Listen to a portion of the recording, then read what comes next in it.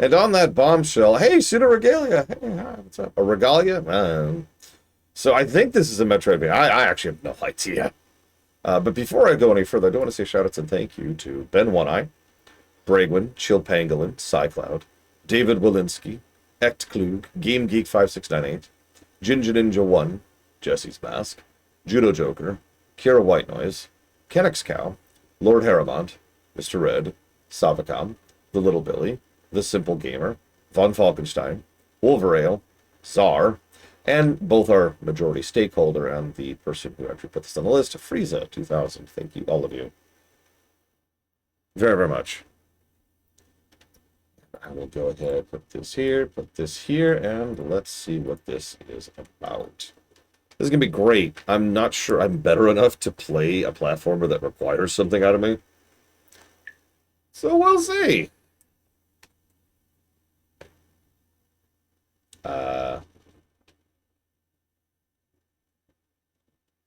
Game. Game. There we go. Okay. Ahem.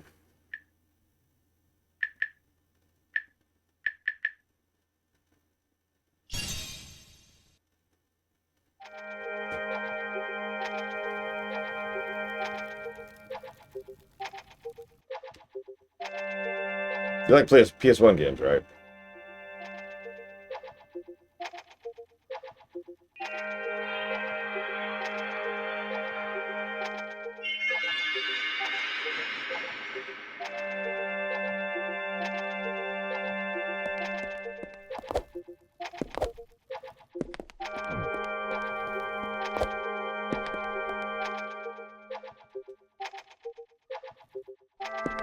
Oh, I don't like that. All right.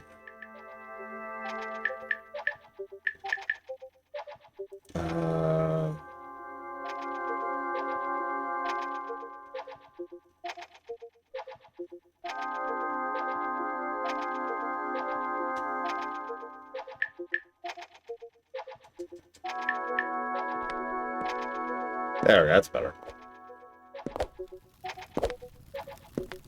What's the difference, Rex?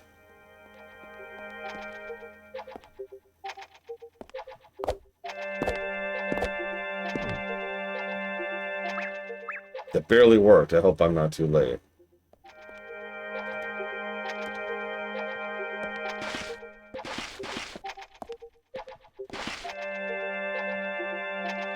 ESO has been delayed almost entirely because of Blade to Roll. In fact, I'm not even gonna say that.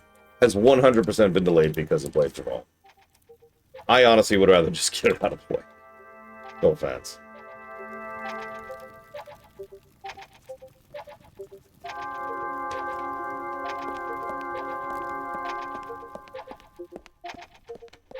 Is ESO fun? We'll find out!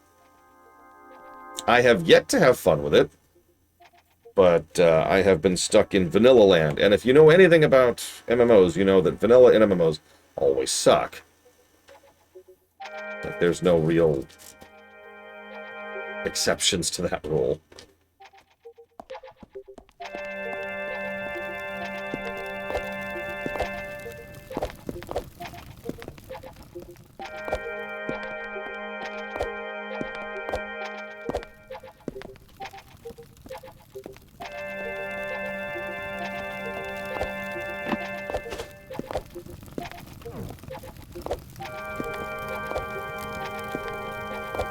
I have no idea where we're.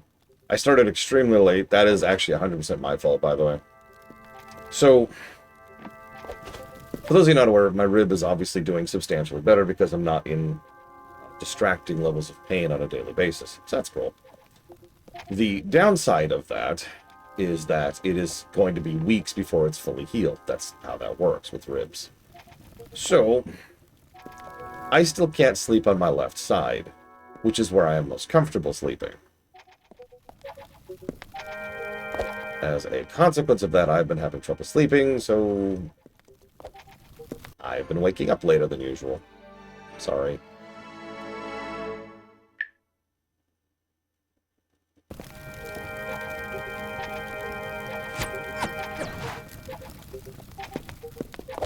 No, I haven't ripped out a tree in quite a while at this point. No, it's actually funny. I'm almost positive it was just the kiddos playing with me.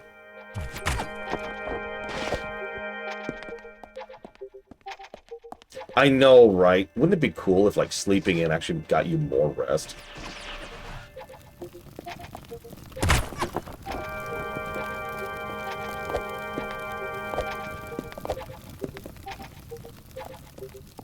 If that sounds like a joke, then you've probably never experienced that phenomenon yourself. So for those of you not aware, when you sleep, there's basically a plateau of benefit, I think is the word I want to use, from sleeping.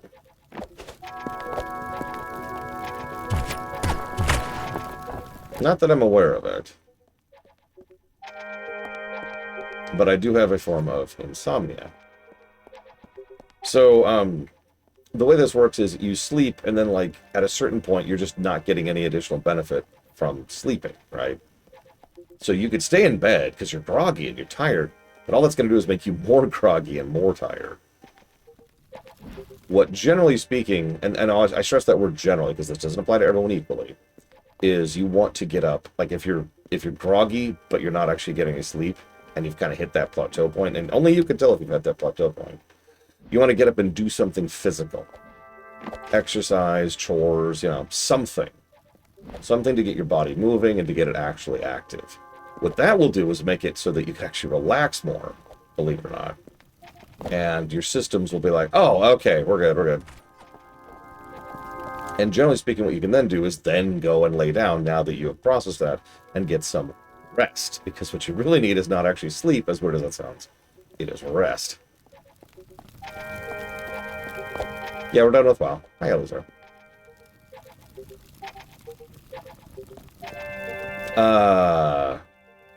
I have no idea, Elizar. I don't know much about Neanderthals.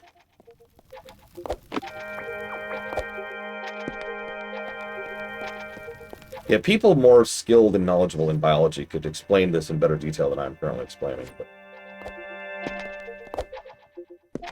in general...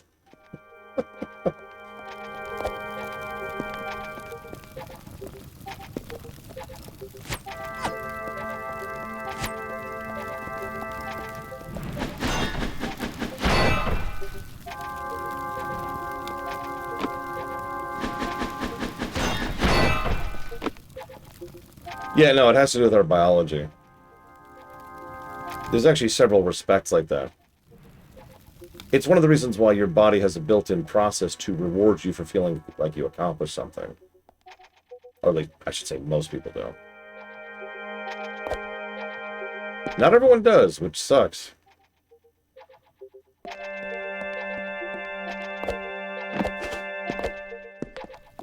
Well, I've got this thing called the Enertron Act.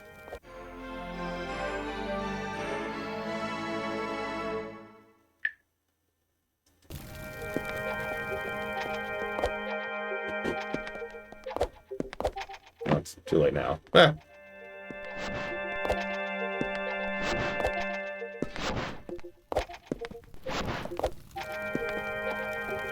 So I can't cancel out of a slide. That's good to know.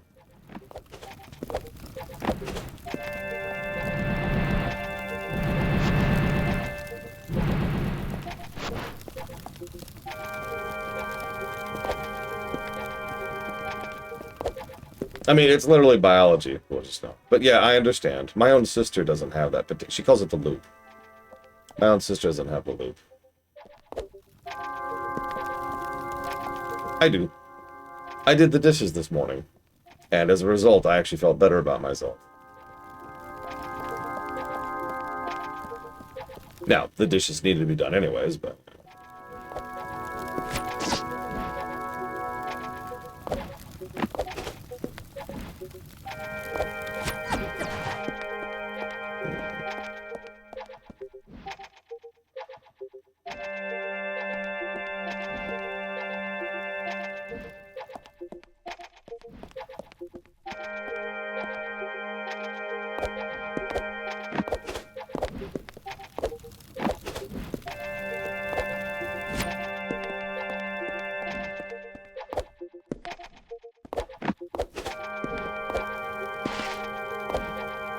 Well, that's another thing.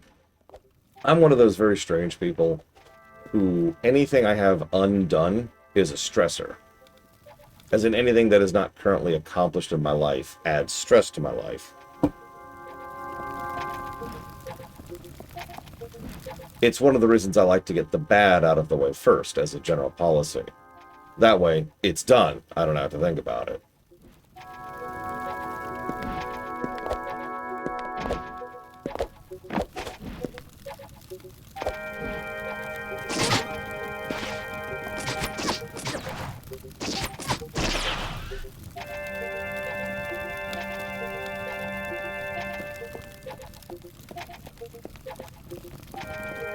It is partially why I wanted to get the MMOs out of the way.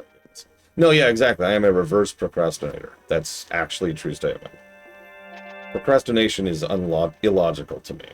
No judgment. I'm not trying to be like, fnarf, fnarf. No, it literally doesn't process in my brain. To me, procrastinating is just making everything worse.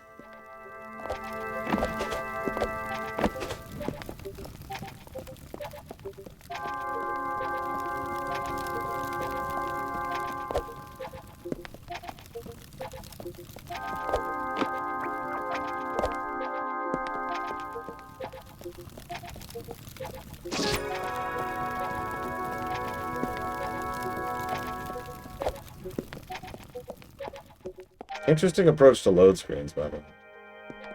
Alright, your new question is, if a chimpanzee becomes smart as humans, would it be racist to call them an ape? Racism doesn't work like that. Like, it's not, I can't suddenly just call you, Elizar, you licorice lover, right? Like, that's not racist because there's no racism. Racism is different than the word you use. It's the intent behind the word. Right? If I'm trying to diminish you by characterizing you as someone who is less than you are, that is racism.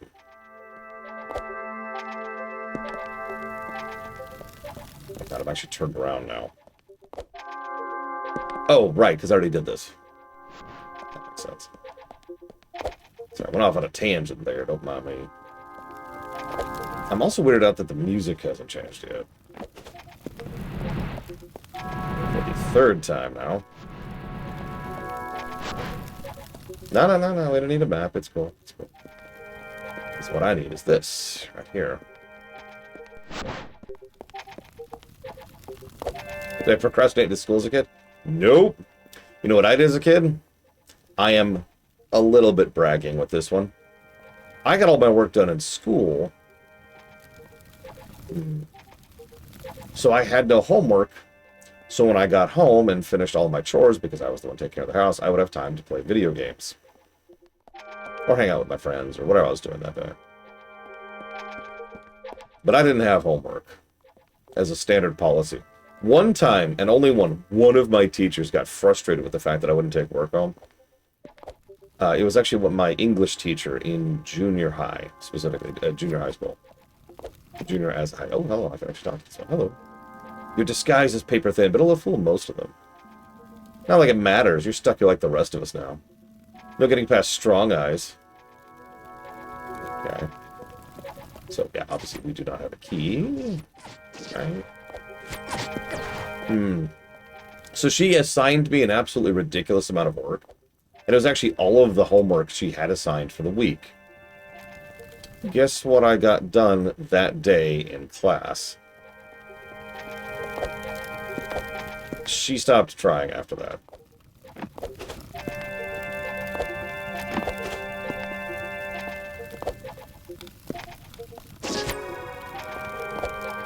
That's actually the exact same class where I started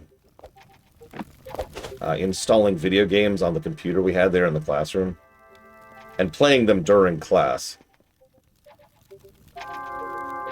In fact, I could name the exact games I was playing at the time. It was Homeworld 1 and Unreal Tournament, the original.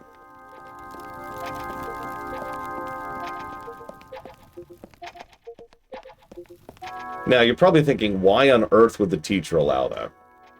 Several reasons. First of all, I kind of already did all my work, and I was a straight A student, so it's not like I was just like throwing it together. I was demonstrating understanding of the subject matter. Second of all, I was an admin. I've talked about this before. I was an admin at my high school's computer network because I helped set the damn thing up. Third, and this is the funny one, I wish I could say I did this on purpose, but I didn't. It was just the way I thought. Other kids would come over and ask if they could watch or play, and I said, well, no, you haven't finished all your work. And I was told later that this ended up being a motivation layer for the teacher, unintentionally. Because some of the kids, not all of them, but some of them would actually be more diligent about work so they could come over and play Unreal Tournament.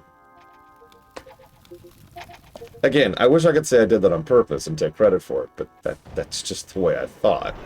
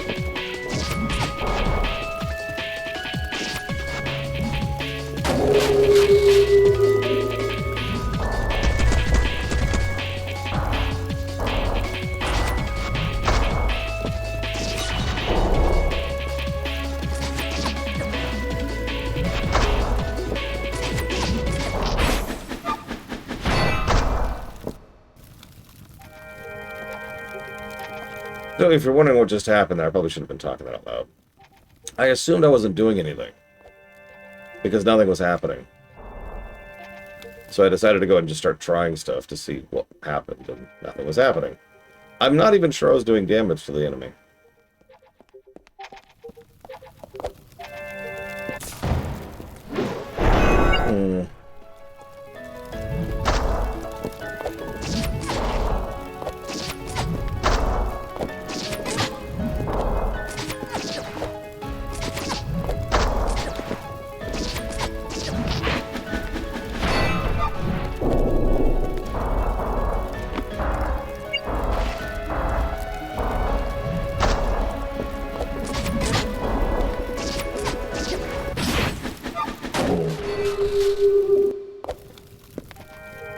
Alright, I'll take your guys' word on it.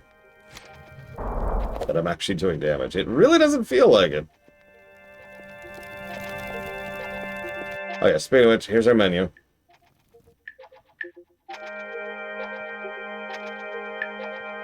Yep, there's my map, Rex.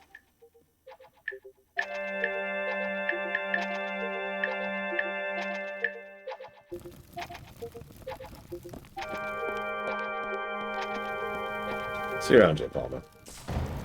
I like you, like, I can finally watch this game. Alright, good night.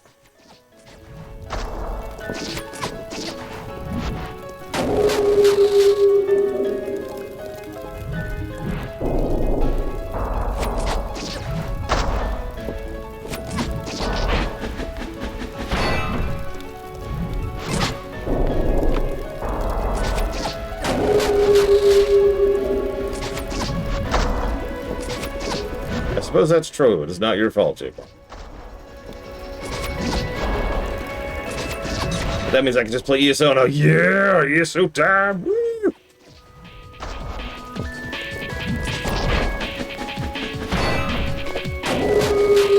So I can't cancel either my slide or my attack. Interestingly enough. So I'm gonna have to adjust mentally for that a little bit.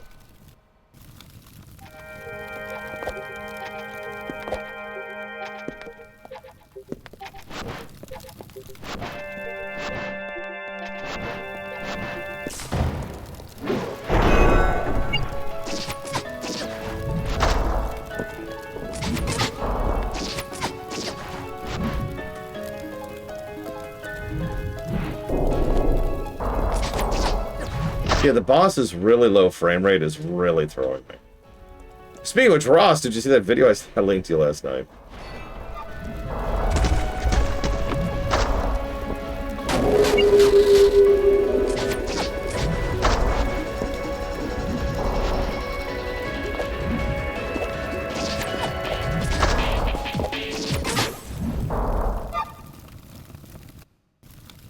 It might just be a move I don't have yet.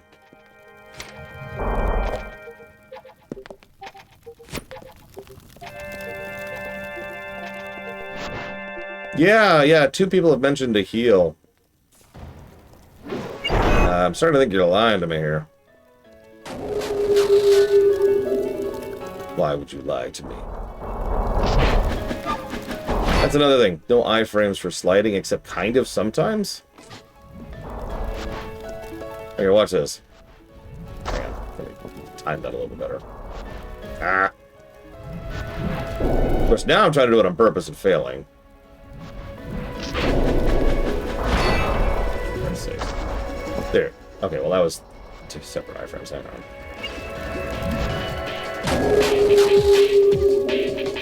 Yeah, the boss does contact damage, which is just great for when I have a short-range weapon. Yeah, see? That's contact damage right there.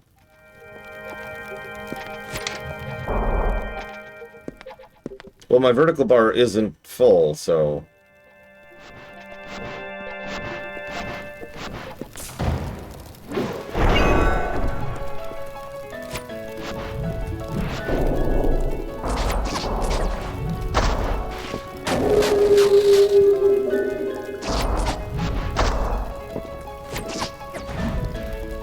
That is actually a good question. Nope. It does actually say it right there. Hiting enemies will build up magical power. To use it, hold B button, F key to heal. So, that is on me. I didn't notice that. I actually remember it saying something about that when I first picked up the sword. And I didn't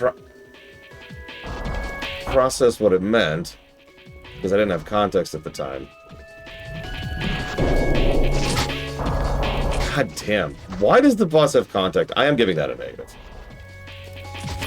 That's ridiculous. Even Ninja Gaiden gives you some freaking reach with your sword, you know? That, by the way, was a good example of not having iframes when you slide. Just to go back to that for a second.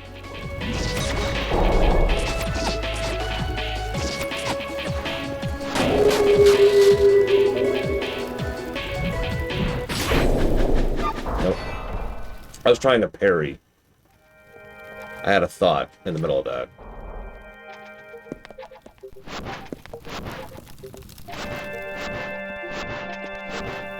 I'll tell you one thing I appreciate. Almost no run back.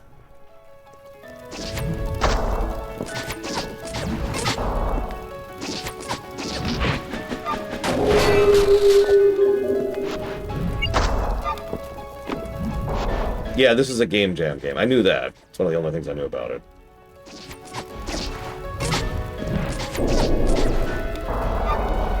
I suppose we'll heal now. Hello? Game? Hello? Heal? Hello? Hello? Hello? Heal? There we go. Whoa, that is a slow heal. Okay.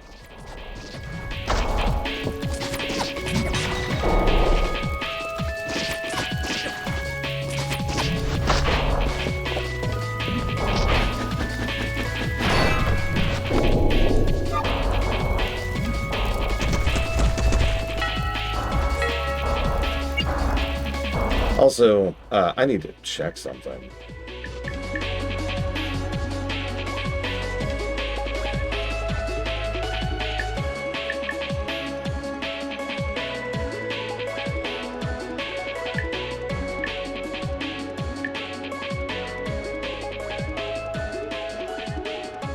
I'm not seeing it. So I have to hold down lock on.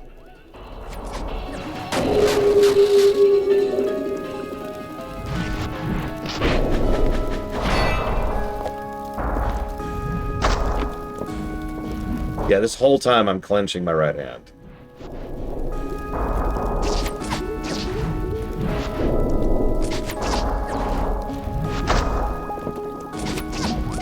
Now you're probably thinking, well, you don't, that doesn't bother you in Ocarina. Yet you don't spend huge swaths of time locked onto an enemy in Ocarina. Against an enemy that can kill you in 3 hits. Like, I'm sorry, the combat is designed around the Z targeting in Ocarina. How much damn health does this guy have? Jesus Christ. Jesus Christ. Yeah, that's fair, Monobrown. You want something wild? Ocarina of Time, this is something that came to me recently, because of that video that I linked to Ross, which he still hasn't acknowledged. Ross! Ocarina of Time actually had the ability to push the N64 further and do a higher frame rate, because the N64 could handle a higher frame rate. The thing is, they didn't want to. They actually made a specific choice, this is actually kind of cool, to limit the frame rate to lower in the original N64 Ocarina of Time, specifically so that they would have additional render time every frame. But for those of you not aware, most of the old Nintendo consoles, the overwhelming majority of things like lag and whatnot are caused by the hardware actually doing rendering. And most of the calculations are done on a per frame basis, a per microsecond basis, to be more accurate than that. And so they, the thing that takes up the bulk of that time, if you were to like visually showcase what's happening, you got like your basic formulas and calculations, things like damage, collision, whatnot like here, and then actually rendering the screen takes up a huge chunk of it.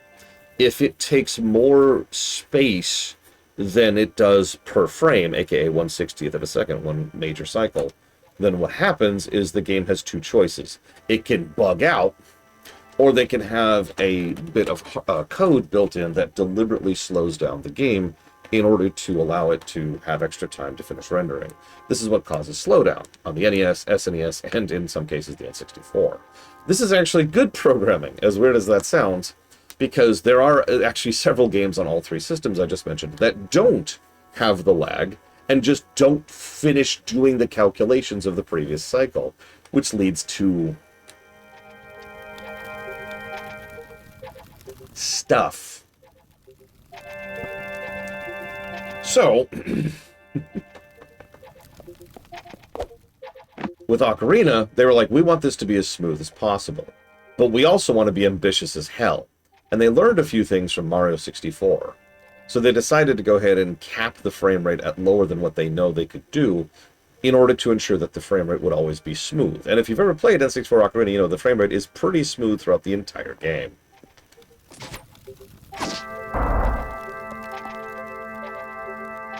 A tower holding the essence of the princess, never to be seen again, but with the 3 powers of the sun, one can find their own path.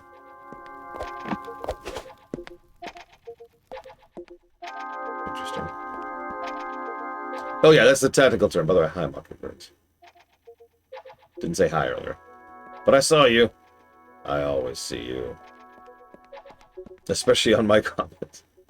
Yeah, no, like, I'm actually with them on that. I will admit I am absolutely a frame rate whore. Slut, excuse me. Gotta be more accurate. And I am. I am unabashedly. I will always prefer a game that looks worse that has higher frame rate. But there's one thing I prefer more than that, and that is a consistent frame rate. How many of you remember when Starfield was giving me an honest-to-God headache because its frame rate was doing this?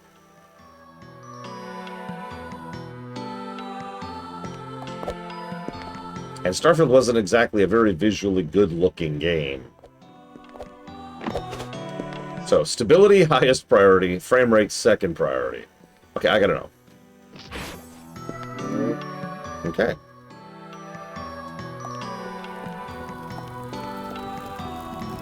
These crystals are pretty nice, right? They make me feel safe. I think I'm gonna lick it. I bet it's full of minerals.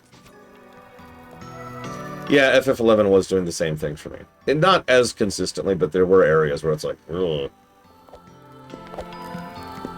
Yep, half a pip for falling in. By the way, that's actually the first time I've noticed that these things heal you. Oh yeah, apparently this is sexy, I guess? I'm gonna be honest, if it wasn't pointed out to me, I wouldn't have even noticed she's not wearing pants.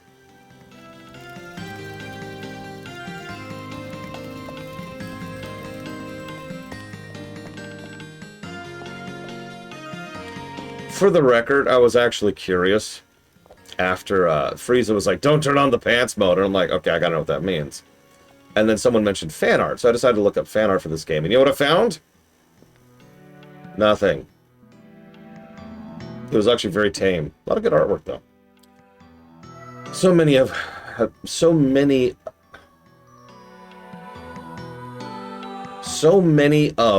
been trapped in the dungeon, and for what? I'm sorry, let me... I think we've just found our thumbnail for the game. So many have been trapped in the dungeon, and for what?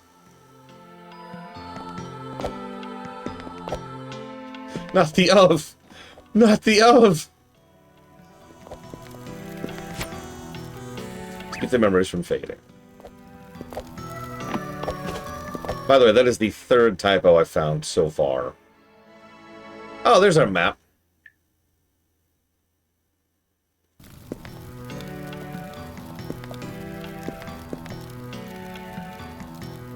That's... So we're in the Pydated dungeon, as you can see.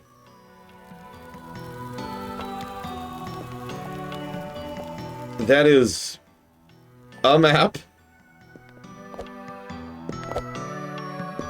I'm pretty sure I understand how it works. Yeah, I'm pretty sure we're in the green room. If we transition, yeah, we're here now. Okay. But I love the Pydated. Oh, excuse me. No, you're right. We just left the Pydated dungeon. Oh my god. Okay. I'm not going to be too mean. But let's jot down some thoughts really quick here. I'm actually liking the music for what it is so far. A little basic. Put a question mark here. Question mark here.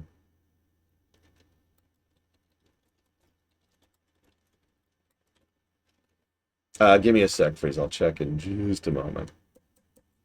We're going to give a negative to brickwork. No, don't at me. We're going to give a negative to brickwork. Look at it. Look at it. I'm not going to be mean. Maybe. It looks very N64. Now, off the top of my head, I can think of 2 N64 games. That's a lie. 4 N64 games that wouldn't get negatives for brickwork. Apparently there's an option. Yeah, Rax mentioned something about that. Maybe?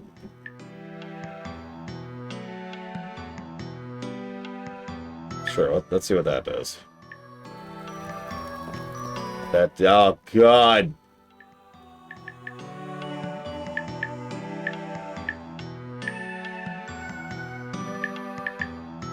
Get that crap off! Get that crap off! Oh, okay. Yeah, this is with it all. That's so much better.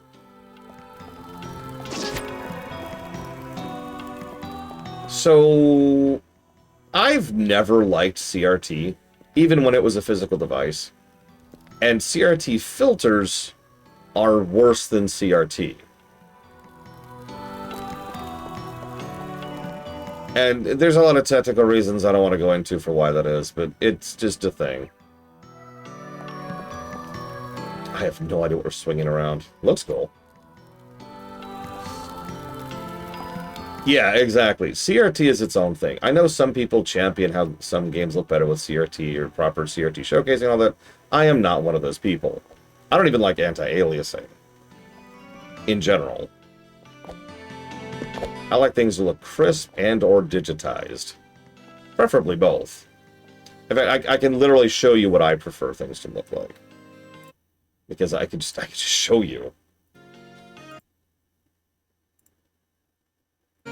If it'll load, Jesus Christ. There we go.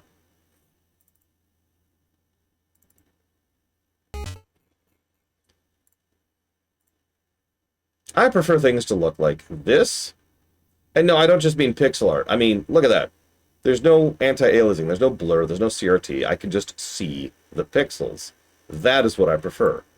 If you prefer a more modern expression of the same concept, here you go. In fact, I actually have said several times that I think X3 and X4... Let me skip ahead a little bit here. Here we go.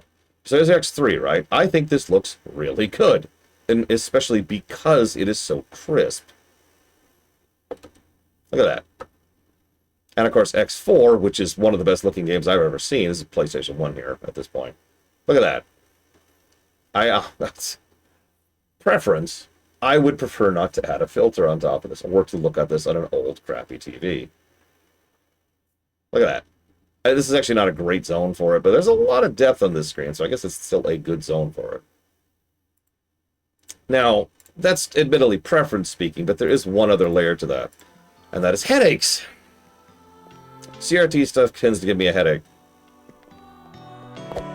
Filters, I should say, not the original CRTs. Obviously, I used to play on a CRT TV for quite a while, because that's what was available.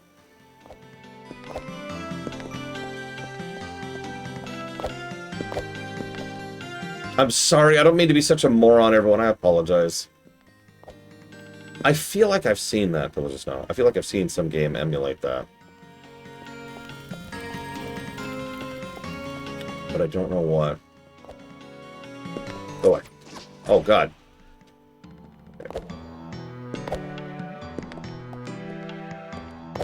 Probably her Royal Flutus, and some specific sprite work, most notably sprite work, was designed with the filters in mind. There's plenty of ways to prove this. Soten, of all games, Soten is a good example of a game where a lot of the sprite work was very clearly designed to be done with a CRT filter. They knew what they were designing for. They knew what TVs were at the time. It is simply a matter of preference that I don't think it looks better. Yeah, the lack of feedback is what I would call that, is very strange. It is certainly a choice.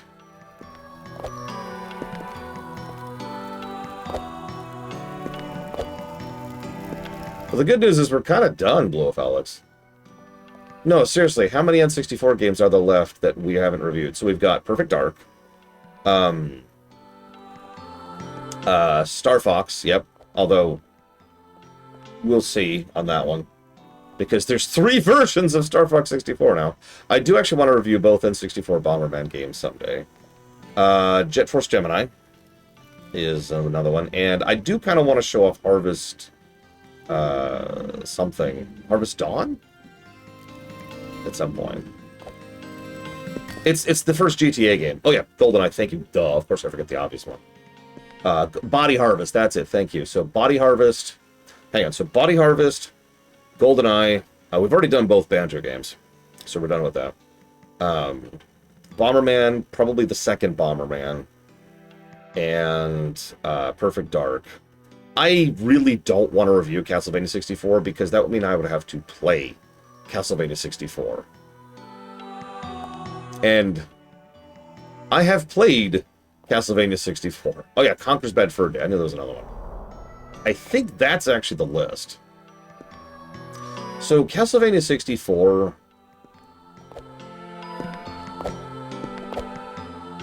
is not a game I could say anything nice about, so I'm going to shut up about it. Oh! I do want to review Superman 64 someday. Mostly for, you know, dredging the bottom of the well and seeing how bad it actually is. Bubsy, we can skip Bubsy. We don't need to. We don't need to do Bubsy. Okay, so ranged attack, huh? Okay.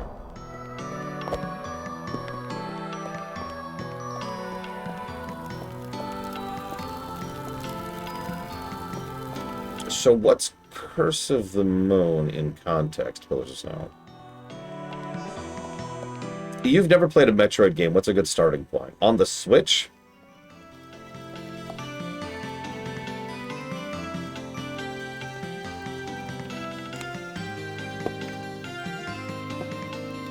Hang on. Let me check something.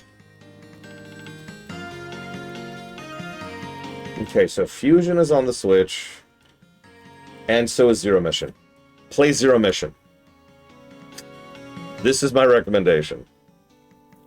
Oh, I didn't know there was a second one. Never played that. Obviously, because I didn't know it existed.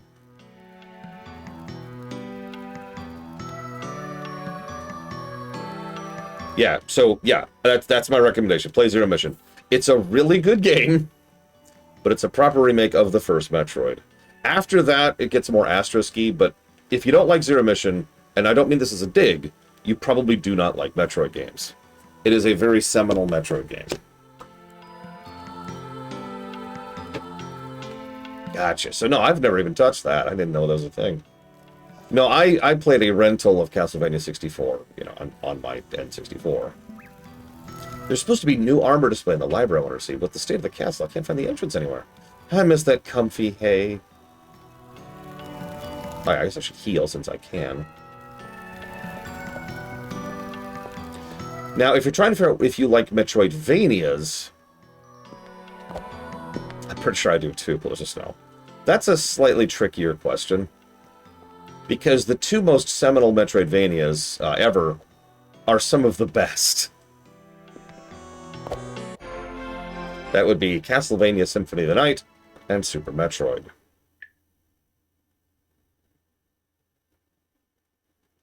Oh, that's interesting.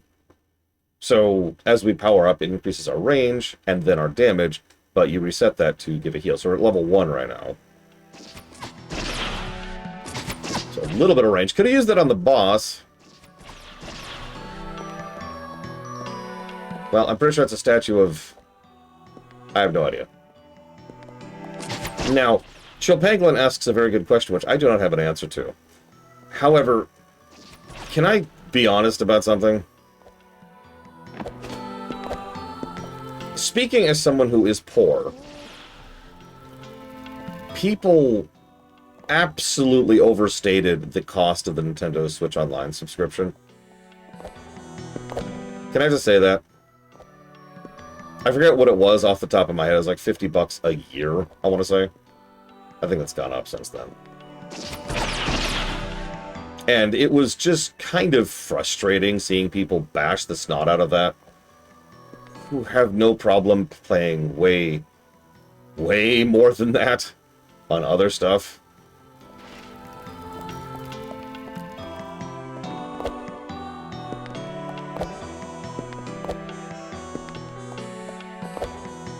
So there, 70 Canadian. There you go. That's a good price point range. Time Spinner? So Time Spinner is very Soten inspired. By the way, I highly recommend it if you haven't played it.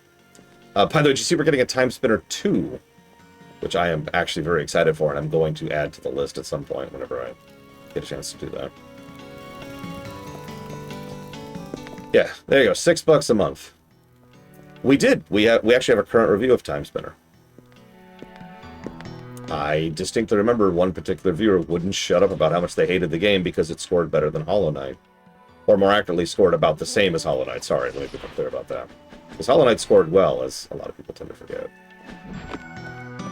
And no, I'm never letting that go.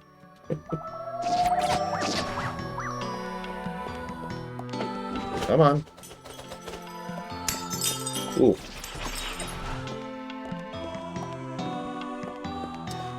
Anyways, that's the answer, Mockingbirds. I hope that is a sufficient and worthwhile answer for you. If I could quote Palpatine, use my knowledge, I beg you. I may be wrong about everything, but at least I've got a bunch of raw data in there, right? So that did lower me to 2, as Rax just mentioned.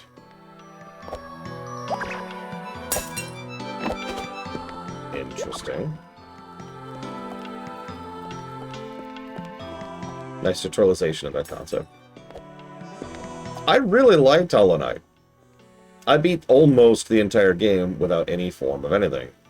The only thing I didn't do with cheatless was the final boss rush, the super optional final boss rush, which didn't even count for review. I was just doing that because I wanted to show it off on camera.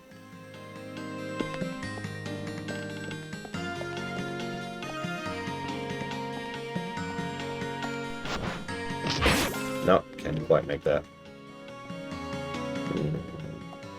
Well, let's try this then.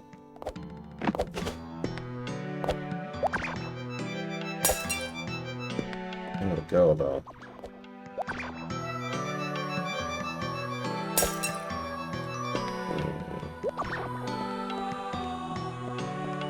Yeah, me too. I have heard mixed things about Silk Song. I'm sure it'll score well, like, regardless. That's not my question. My question is if it'll score better than Hollow Knight. Like, that's the competition there, right? Did I do the Tunnel of Hell? I think so. Again, I'm pretty sure I 100%ed Hollow Knight, other than the Super Boss Rush from Hell.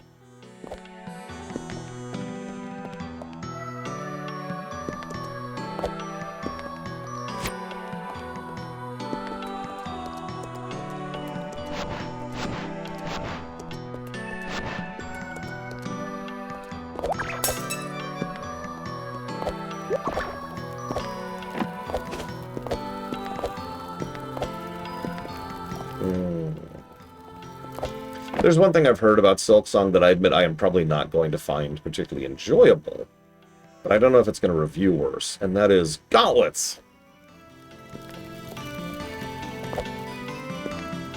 What was the king's biggest mistake? Thinking he could actually get on top of the situation. I suppose technically he did eventually. On a mountain of corpses. Let's look at the old map. Oh, we don't have a map right now. Oh, no, there we go, there we go. Well, let's try somewhere else. Let's rewind a bit.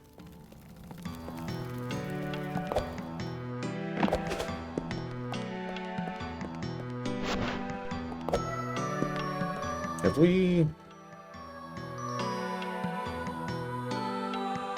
The near total lack of orienting is interesting.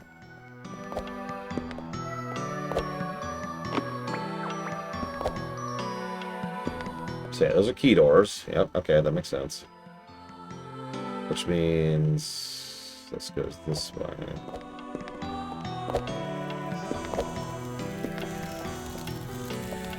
Oh yeah, I've been here. There we go. Increased range.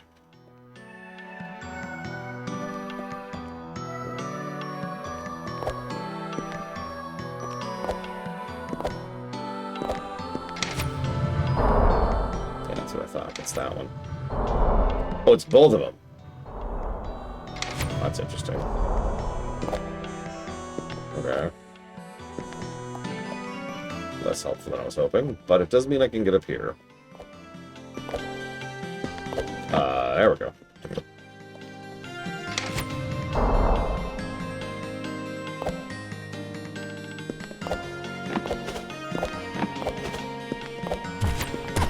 So they did give us the hay hint earlier, and I noticed that. Shadowgate 64. I've never even played that. I didn't know they made a 64 Shadowgate. Although you're right, there's actually another one, Ogre Battle 64, which I own and have never played. That looks welcoming.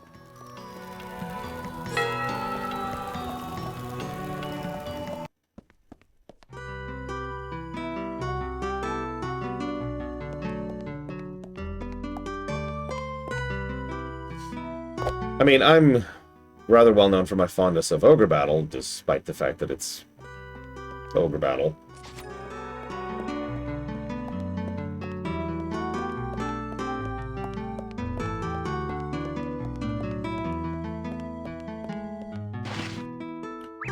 There was a jester who was sentenced to death by their king, but for their final trick they steal the sun.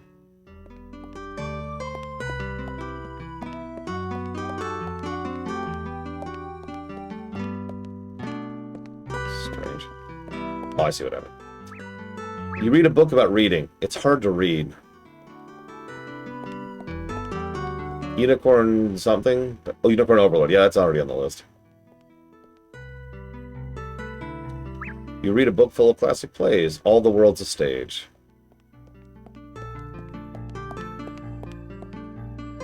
It's entertainment and a meal, Chill Pangolin. Read a book about forbidden secrets of cooking. Your mind is torn asunder from culinary secrets, driving you insane. I've got it! Cheese and bread! Read a book about a beautiful princess waiting in a tower to be saved by a charming prince. The ending is torn out. Oh, come on! Spell the ending for me, game.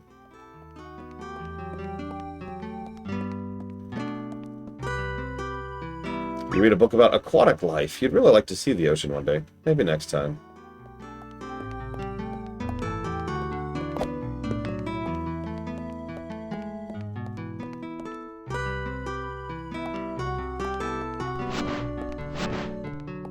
I mean, has this dev done anything since this? This came out a few years ago. I mean, can we think of something worse than them being under EA and the Saudis, Sean?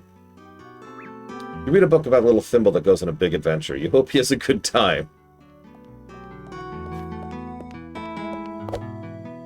Oh, they're not interested in a direct sequel. Well, that sucks. You read a book about a girl who gets whisked away to a fantastic world without strife. She seems happy.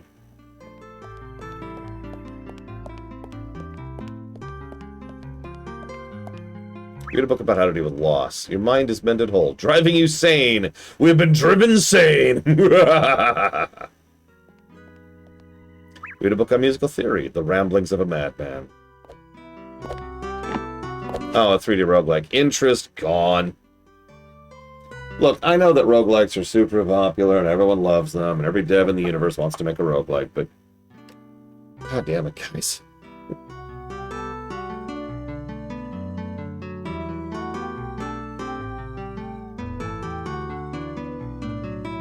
Stay tuned for the next game we're streaming, which is a roguelike. Thank you for the sub, Croatia. Always appreciate.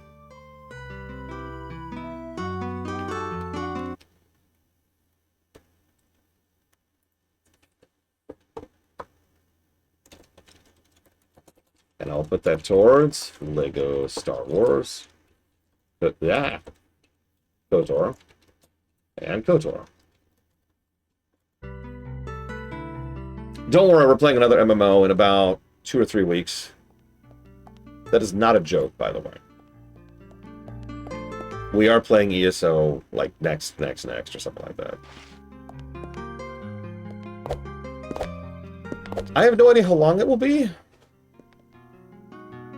I can't even estimate the duration.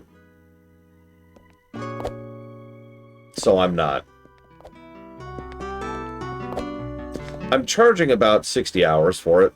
That sounds about right. WoW Midnight, for example, was a little over 50. It was like 51 hours or something like that. Yeah, it won't be FF11 length. This was 150 something or 160 something. Excuse me. But I don't think it'll be super long, especially since we're already like very high level with pretty much the best gear we're ever gonna get.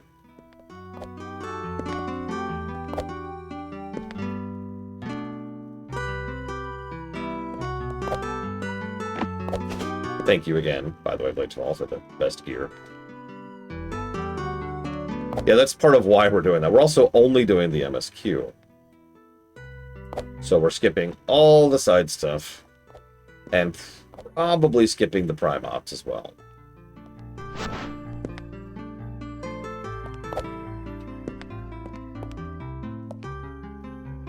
Deck building Cyberpunk. That sounds interesting. Well, later this year we're playing FF14 Patch Trail, Blue of Alex. There's a reason why we have a completely separate nomination category for MMOs this year, because we're playing 4. Speaking of, for those of you not aware, if you type !MMO in chat, you get a link to nominations for nominating games for the MMO GAs this year.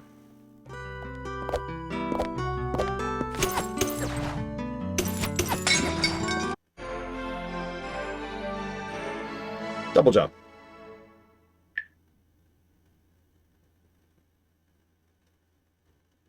Excuse me, that's a lie. It looks like it's a triple jump. No.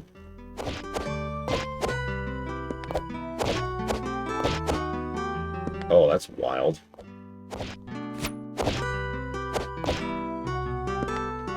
That's really weird, actually. So what that is... Yeah. Correct, Ross. Well, technically, Guild Wars 1 is on the list. I don't think it's going to happen anytime soon, and it's in no danger. So I'm not in any hurry. Whoops.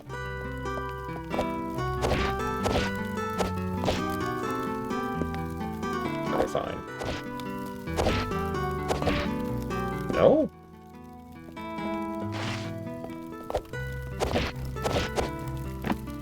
There we go. Oh, that's cute, game.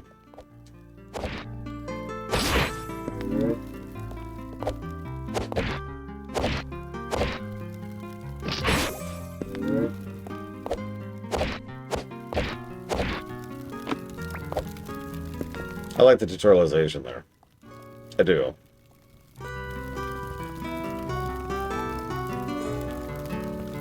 Wow, there's heal spots. Is that the first heal spot I've seen, or am I just blind, dumb, stupid, worthless, terrible, and should actually die?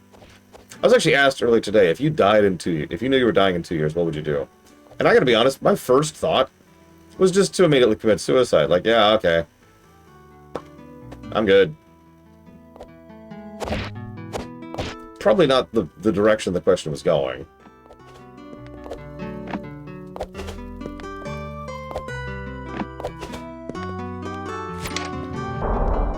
I mean, Guild Wars 2 was psychotically ambitious, and that caused issues. That's right, assless armor. I mean, don't worry, I got a knife effect. I don't own a gun. Might buy a gun for that? I mean, that feels like worthy of the occasion, right? I didn't get the angle right.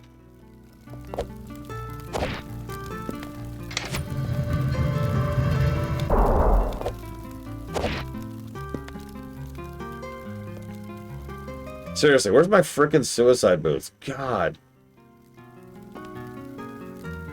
Yeah, but getting a gun is such a pain. Oh my god.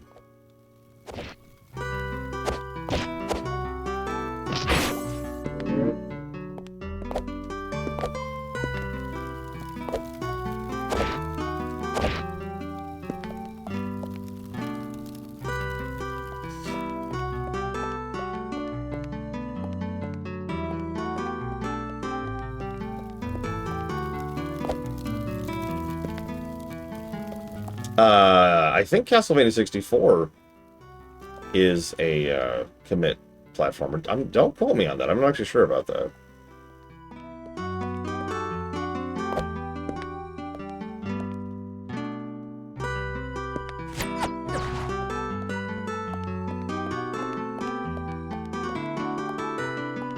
I know it's terrible.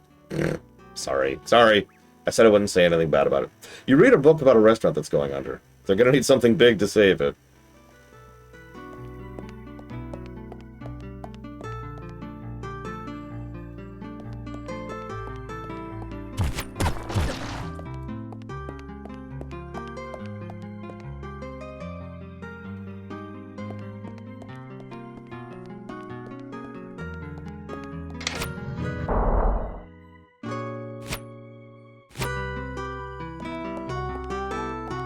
I mean, I would not want to play a commit platformer in 3D, I'm going to be honest.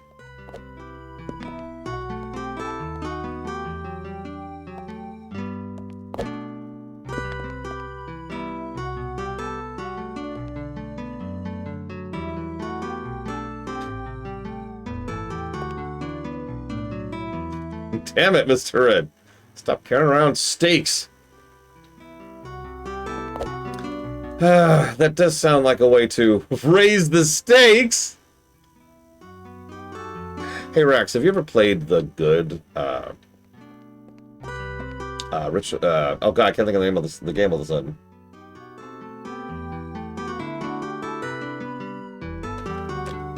Oh my god. Okay, hold up. Pull up my Switch. Already pulled it out.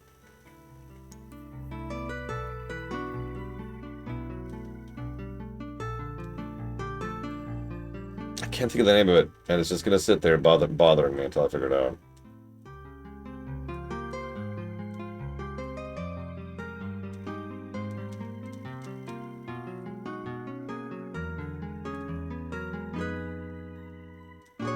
There it is.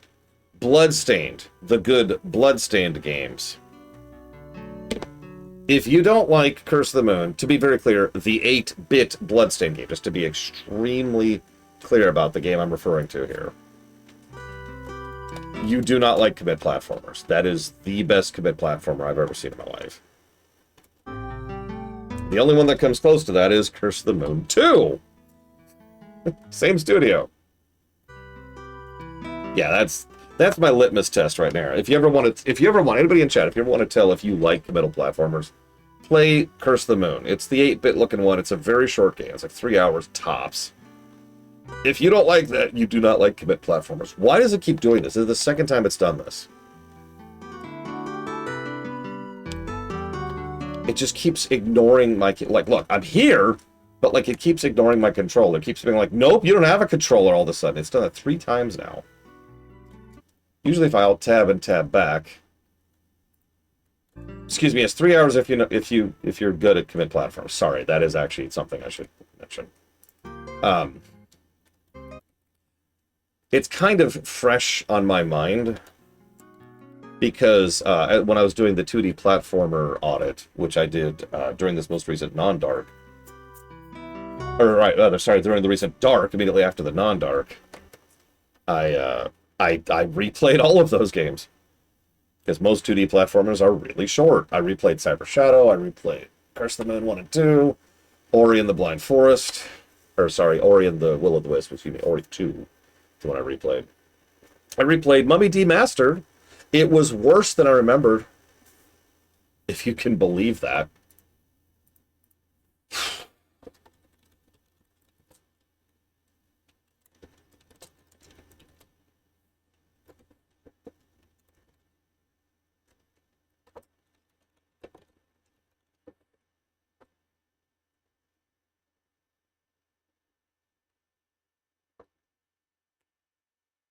Ori 2 is such a good freaking game. I highly recommend it. How is it worse? Well, first of all, I actually beat it. No, like, here. Why don't I just pull up lorerunner.com? Let's go to reviews, look up Mummy Demastered. There it is. So the score went down to negative 130. I'll just start with that. So I call... there's something that I do I give much more detail to. I call it the snowball problem.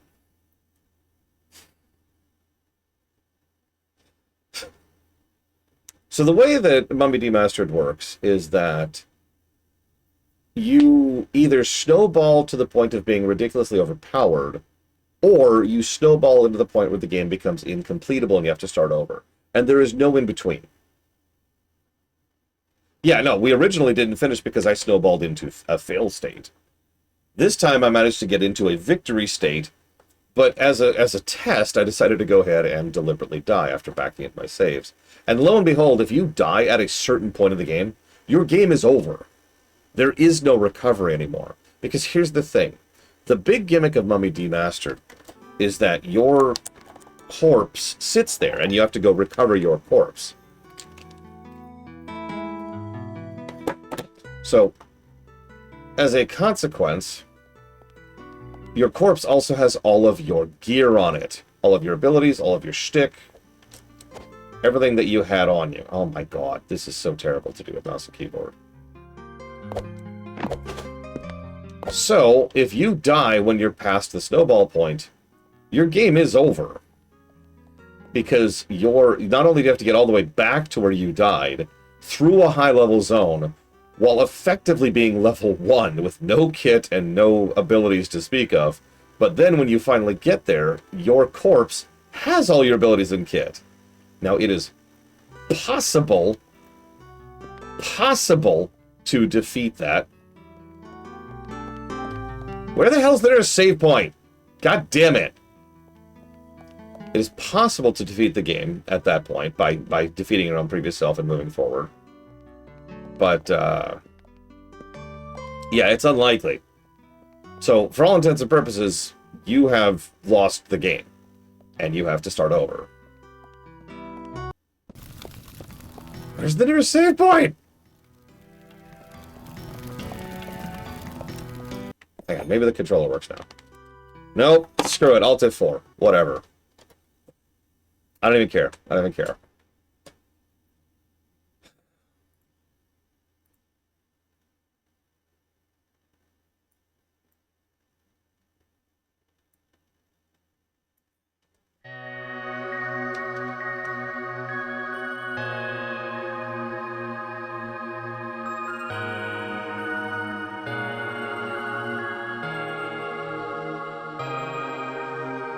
Seriously?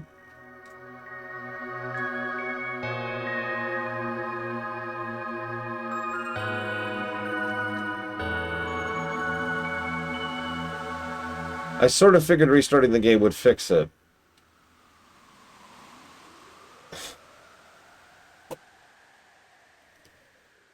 Okay, let's see if anybody else is having this problem.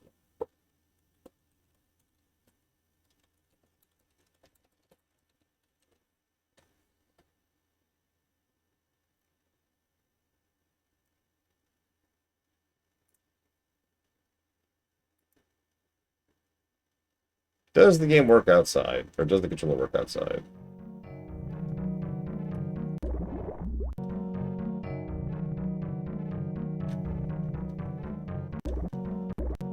Can I seriously not have one?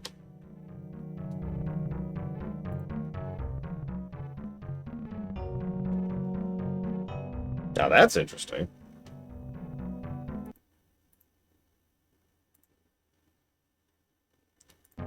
Good morning, Evo. What in the world?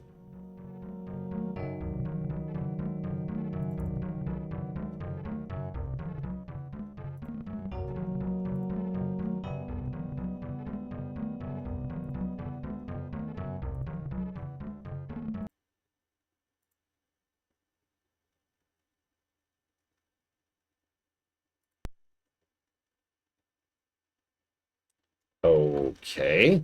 Loud noise warning. Or not. Maybe.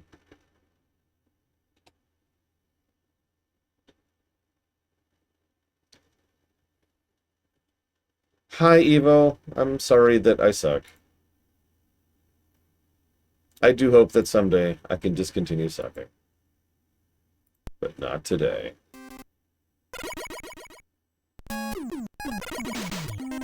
Okay, yeah, controller works just fine.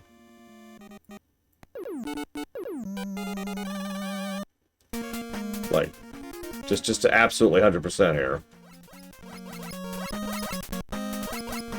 Yeah, no.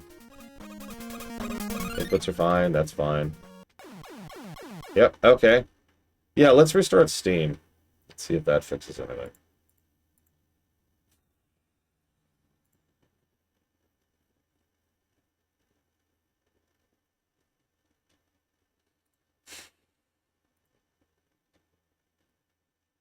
It's true, Evo! I sabotaged all of Canada's internet! It was the only way to make the United States internet look better by comparison. You know, you could have just made the US internet better. Insanity!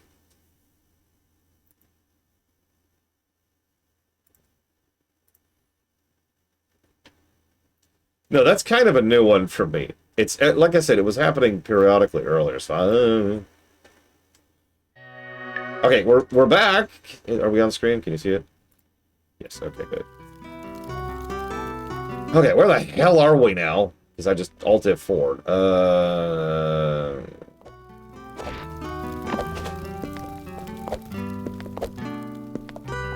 We're a little bit back. That's okay.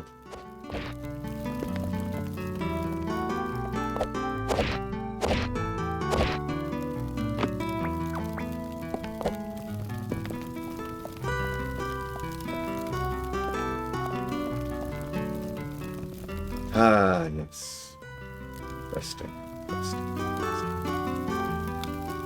Alright, should I turn on her pants? Is that required? Should we turn the pants on? Will that make it easier, everyone in chat? It's okay, no judgment.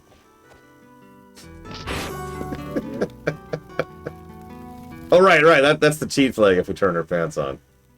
Because that makes it so much less distracting, I guess? I don't know. Look, I'm into hips, I'm not gonna lie, but, like, this is a PS1 character. Although nobody noticed the little joke I made when Frieza mentioned that last night. So last night, they were like, oh my god, you know, our old 3D, hips, sexy, blah, blah, blah.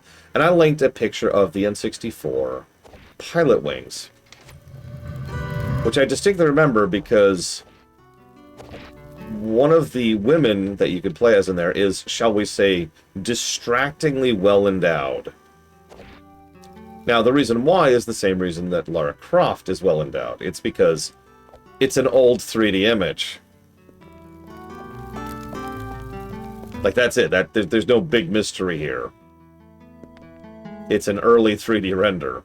So to make sure you can tell she's female...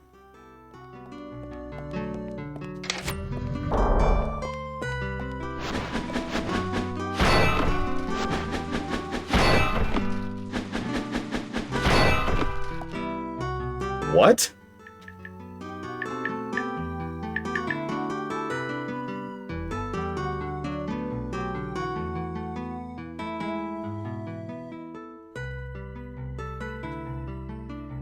That's weird. Why is it throwing my weapon whenever I slide?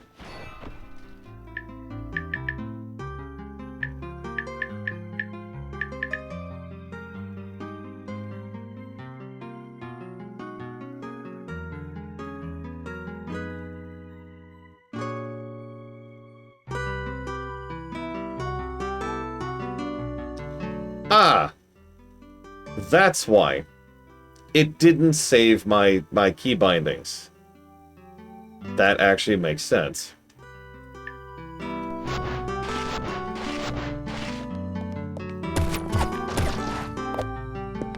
Okay, I'm found.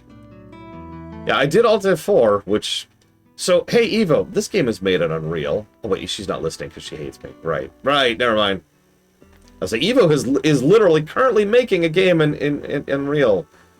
Hashtag reminder that you can type !Evo into chat. And you'll get a link to the game she's making on Steam. You should go wishlist it. It's awesome. Even if you're not going to play it, you should totally wishlist it. Get that internal plugging going on.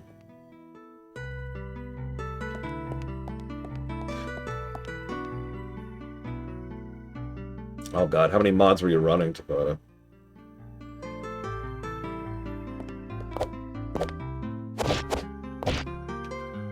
Come on.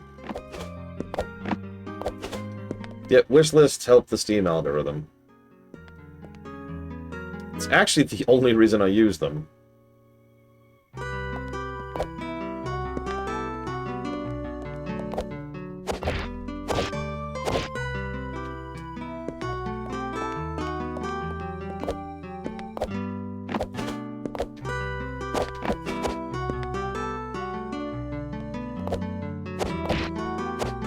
Nope. Way too far away.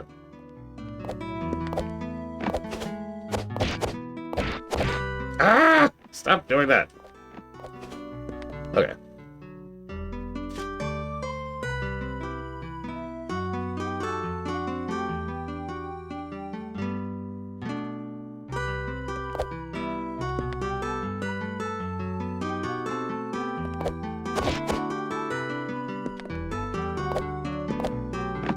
That's true, it doesn't have a hilt, it just has two blades on it. The yellow parts are the non-blade.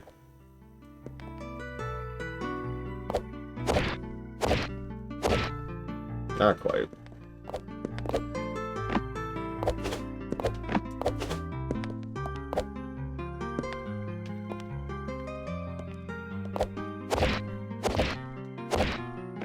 There we go. Can't wait to redo that 15 times as I screw this up over and over.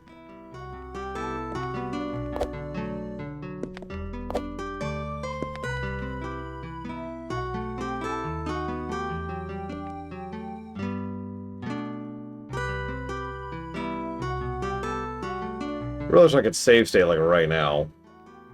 I don't want to do this. God damn it. Ugh. Nope.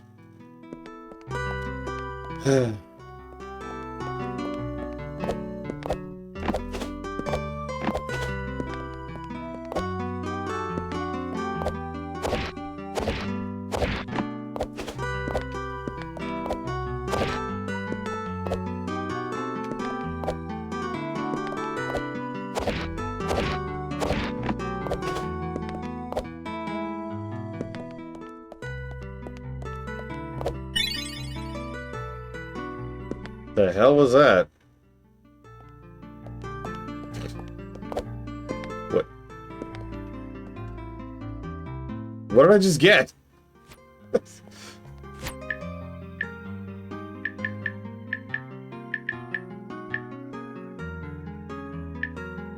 I can't even look. Oh, it's a piece of a heart. Okay, sure. Is there a plot so far? No. I would go so far as to say there's not a story so far. Although I'm starting to think this is like an extended dream sequence or something, but we'll see.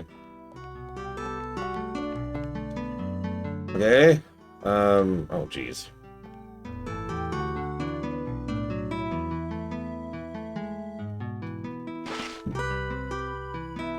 Room with the Greaves. What the hell was that? The map is there? I actually read the restaurant one. And you doubted me, Frieza. Yeah, the restaurant one's right here.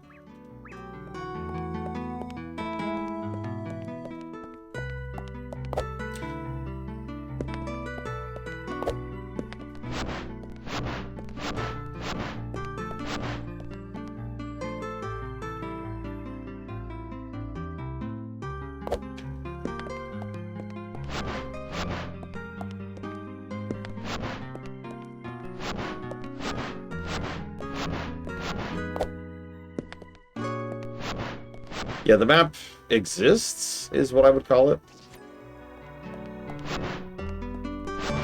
I've seen worse.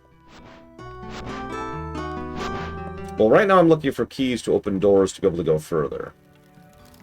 The only thing approximating guidance I've received so far was the hint about the hay, which I just did. And that led me to the Greaves and the heart piece. And so now I have the ability to wall jump, well, kind of wall kick, actually. Which ostensibly means I can now access more of the world.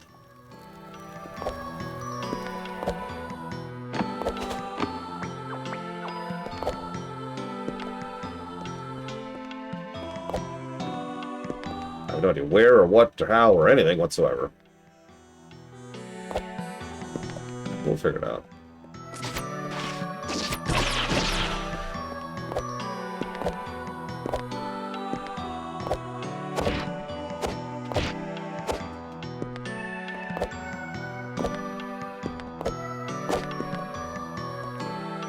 Yeah, the sound chip is certainly interesting.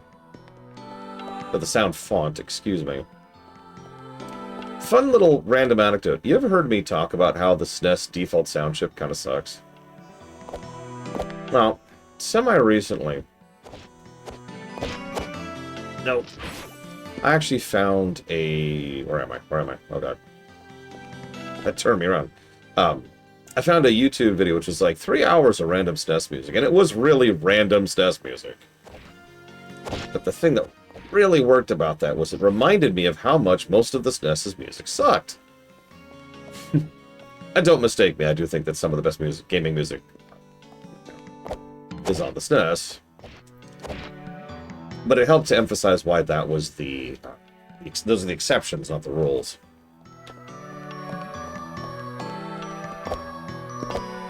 Like, half the time I couldn't even tell what game was playing because it was using the exact same sound fonts as everything else. Why are you not grabbing the ledge? Why are you not grabbing the ledge? I don't understand. Grab the ledge. You're clearly high enough.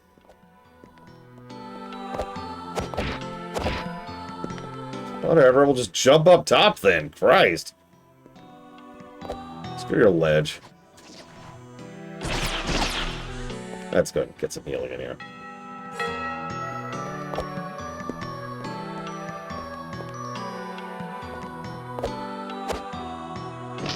Sure.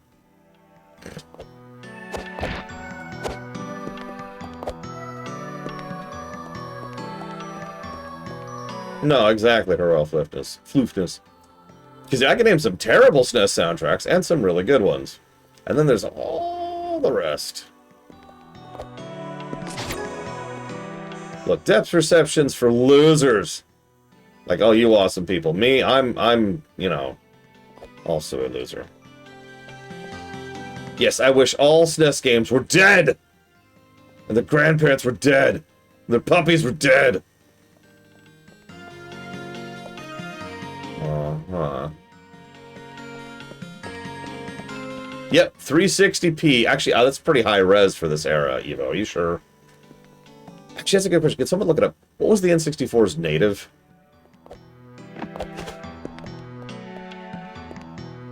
I'm actually curious.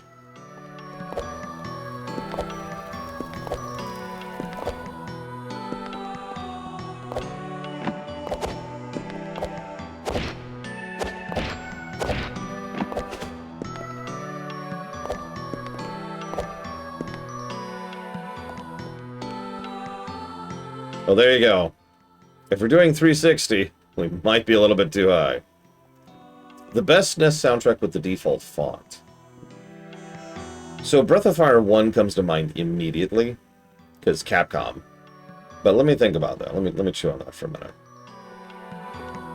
I should also mention Ogre Battle while we're on the subject, since Ogre Battle actually has a pretty solid soundtrack.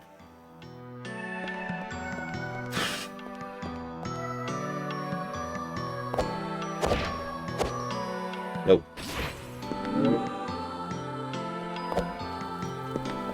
Actually, no, Rex.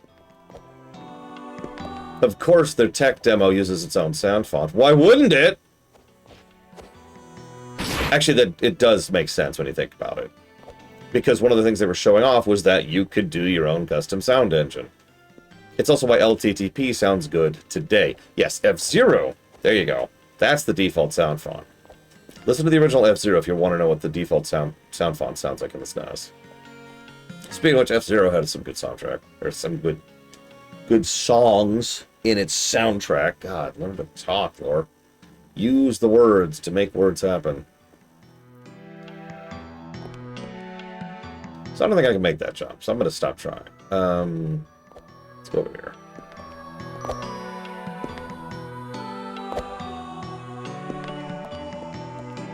Well, I was kind of making fun of myself and Nintendo, because Nintendo, I mean, even now, but especially back in the day, used to just be absolutely psychotic with how far they would push the envelope.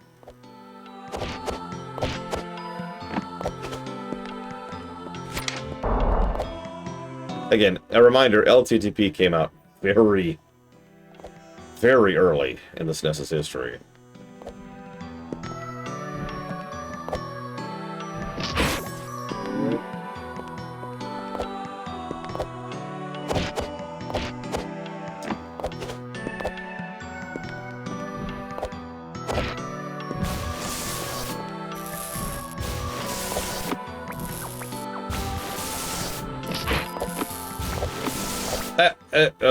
Okay, that's cool that that's a thing that's happening.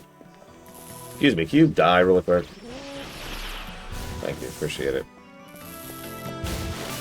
Did you also die? Appreciate you.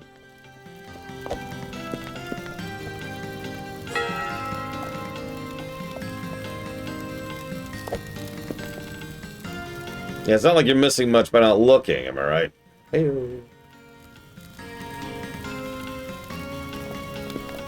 So someone asked, what are these statues of? Wolf people. Let me tell you the tale of the goat and the wolf. Hello, Dream Whisperer.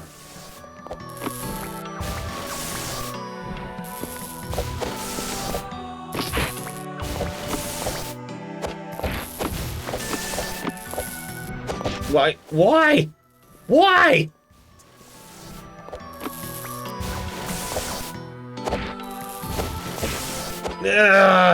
Okay, okay.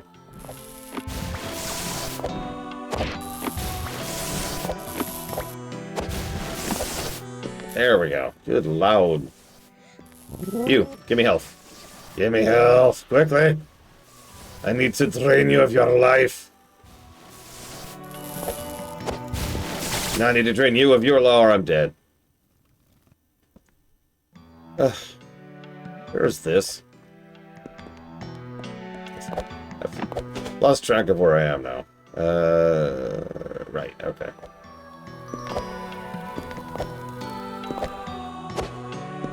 I mean, if there was an option to get rid of the blur on the textures, I would get rid of that negative instantly.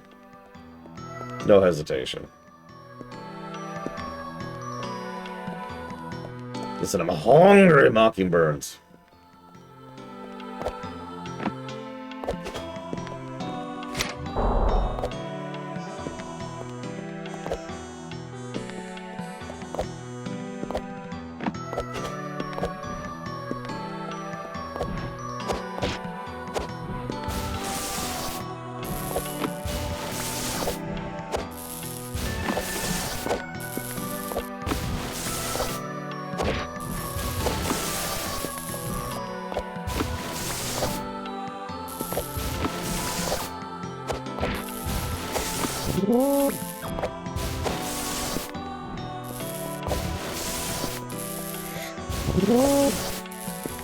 No, not the fog. The fog is whatever. I mean the blur. Death's to blur. Yeah, this came out 3 years ago.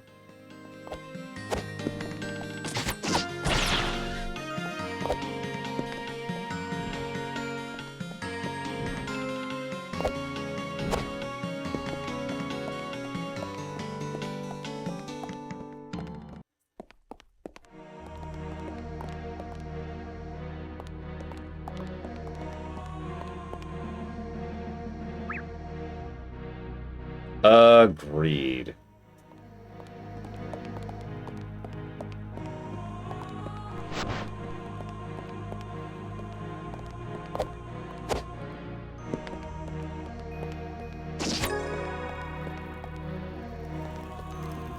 Yeah, the low poly thing doesn't bother me. The retro graphic style doesn't bother me. You know, she doesn't have low poly textures on her, by the way, like the eyes and whatnot. But like this, to be very clear, this right here, this is what bothers me. Ignore her butt for a second. There you go. Now her butt's out of the way. Is that better? That is what bothers me right there.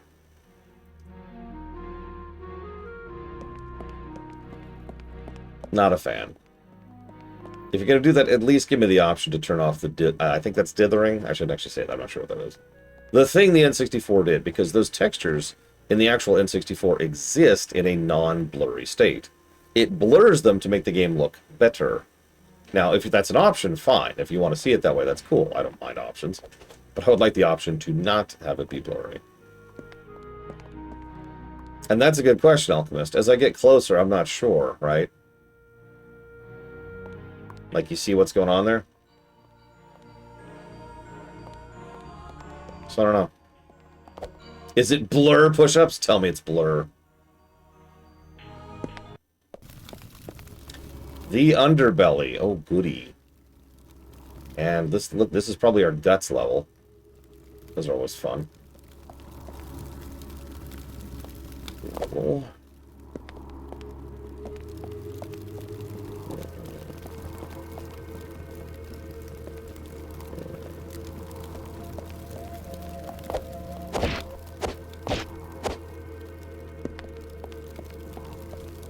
Ooh, nice. I hope it's good push-ups. More people deserve good food. By which I mean everybody.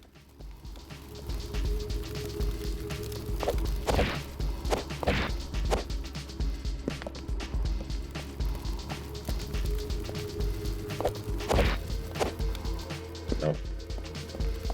Yeah, I don't even eat sushi. Oh, hey, you're actually watching at like the realistic resolution now, Evo. You're getting the real experience here.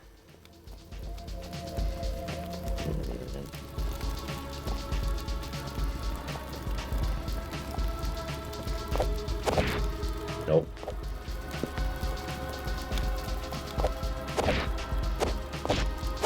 Nope.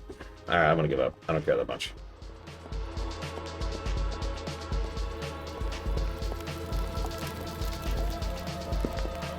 Yep, we've got blob on blob action here.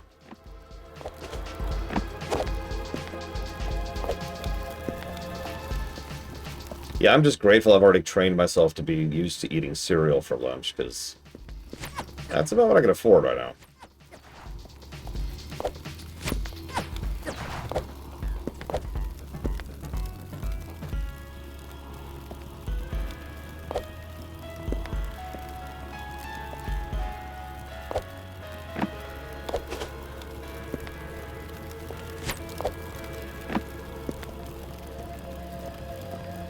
Okay. We'll come back to this later.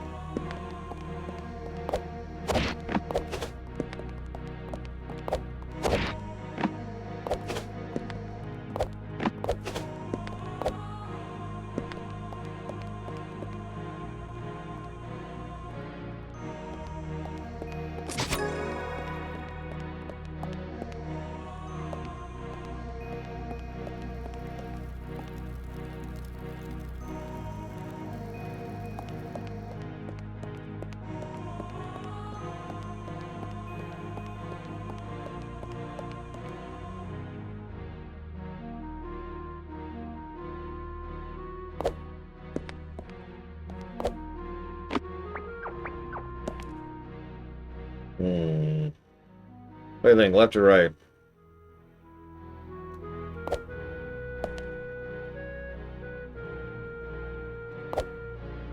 Left for loot.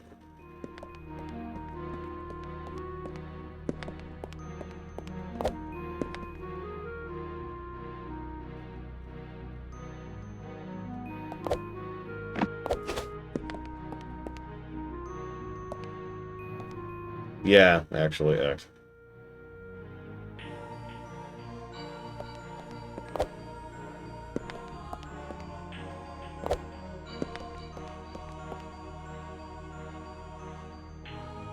Oh, there's another one of those fingers. Two of those fingers, actually.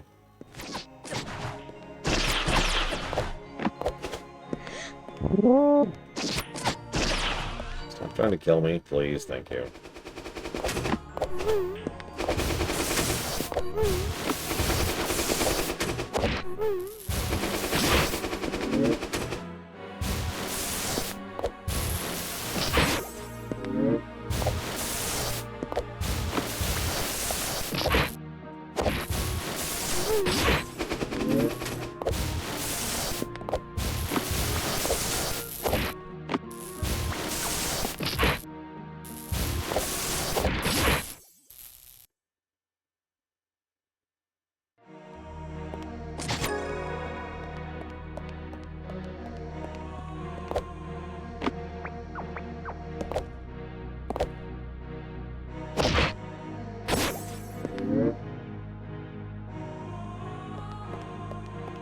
Yeah, I'm not a big fan of the turret enemies so far.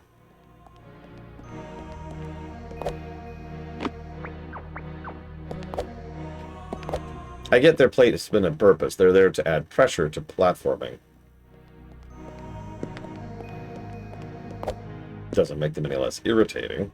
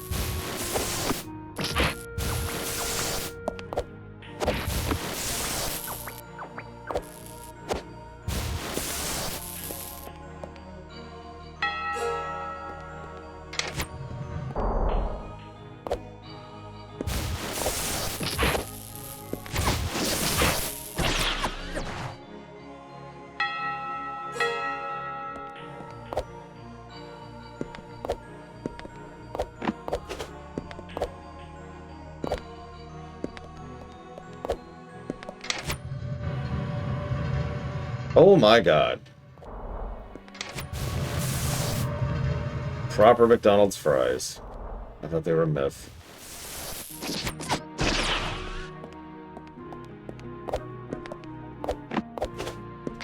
A relic, one might say, of a bygone age.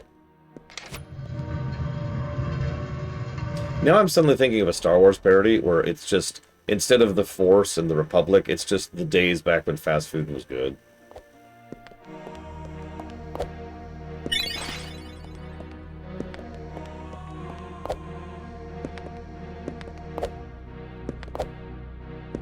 And affordable for the dark times, for the billionaires.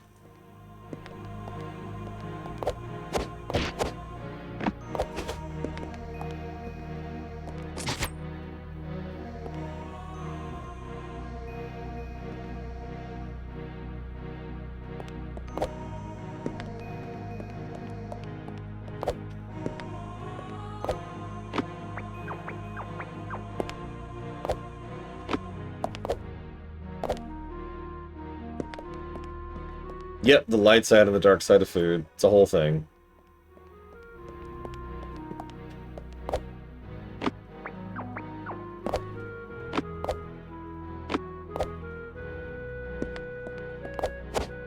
Who's the dark side? Again, the billionaires. No, no, no, no, no, no, no. It's holding companies.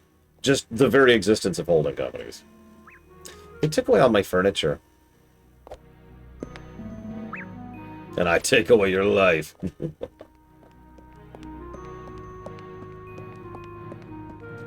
It would... I don't think this is true, to be clear, but it would endlessly amuse me if Mom Donnie turned into our next Teddy Roosevelt.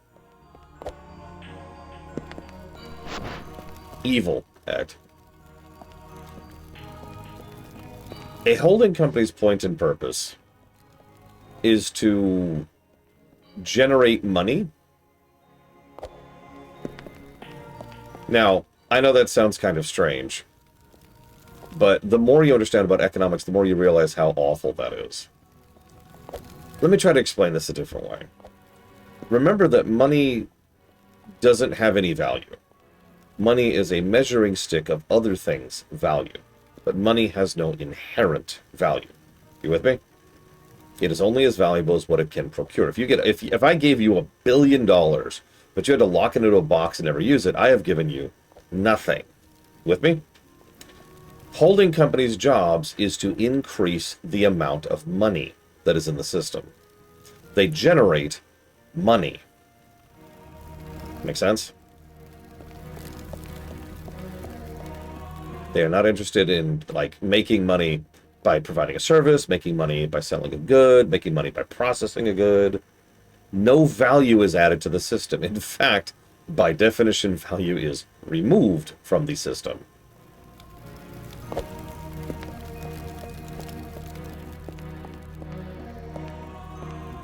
Yeah, people have known for actual millennia now how bad of an idea that is.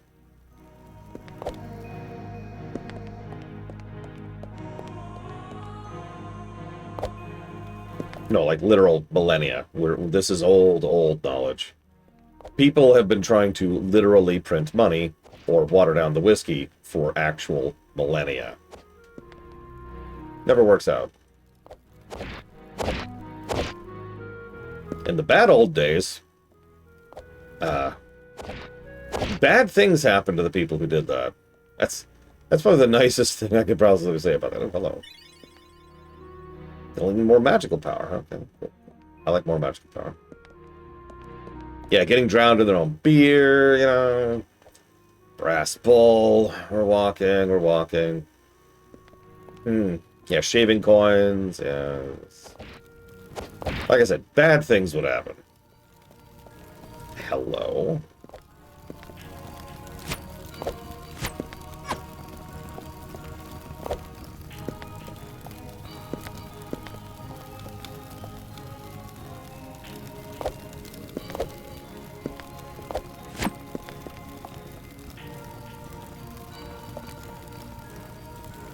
Well, anyways, thank you very much, Bragwin, for the sub. As always. Give me 1 second. Rawr. I will jot that down, of course. Of course, it mutes.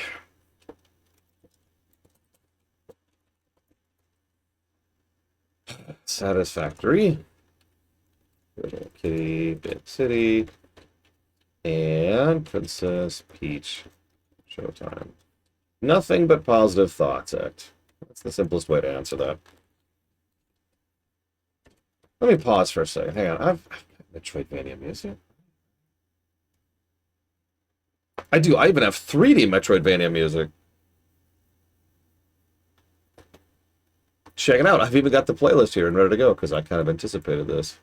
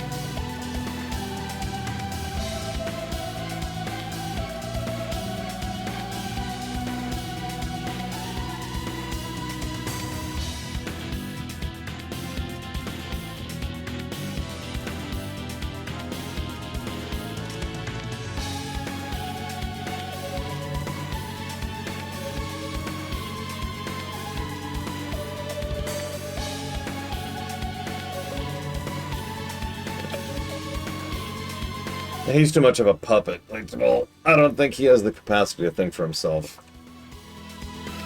That's an insult. I don't mean that literally. So, a better way to phrase it would be that I don't think he has the professional capacity to think for himself.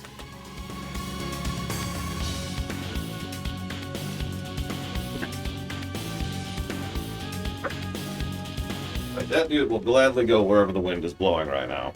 But you are right, Bleachful. Funnily enough.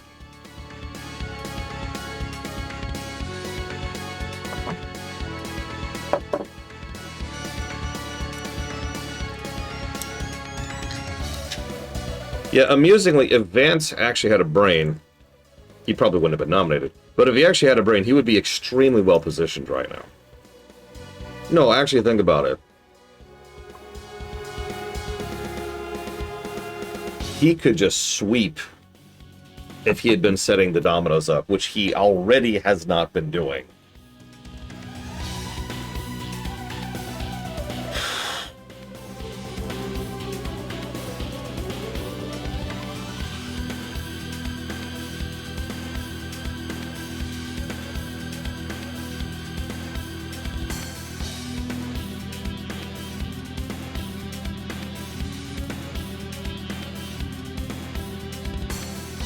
Oh, yeah, I know, but well.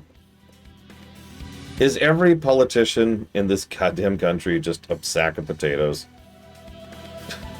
Don't answer that.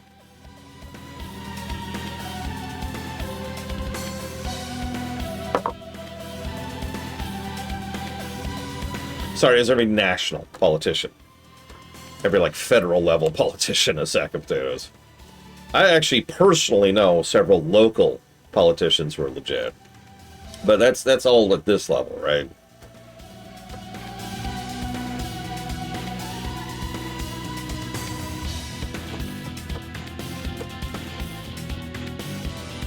Oh, speaking of which, A-Lab, in response to what Kraken-san just said.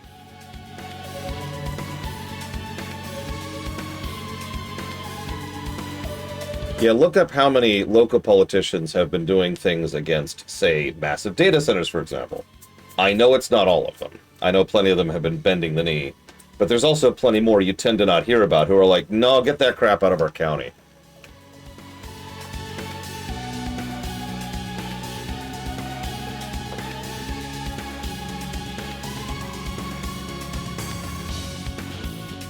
A-Lab, Mockingbirds.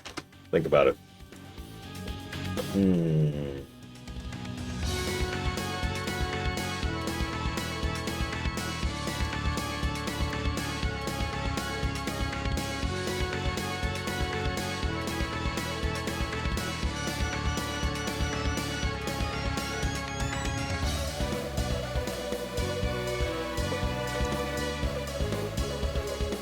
Yeah, no kidding, Art.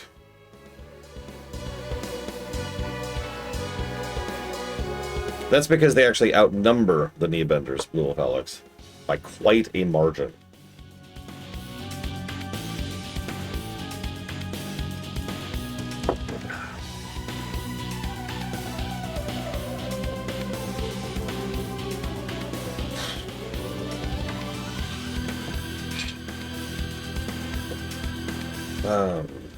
Which is a good thing, absolutely. Oh, neck.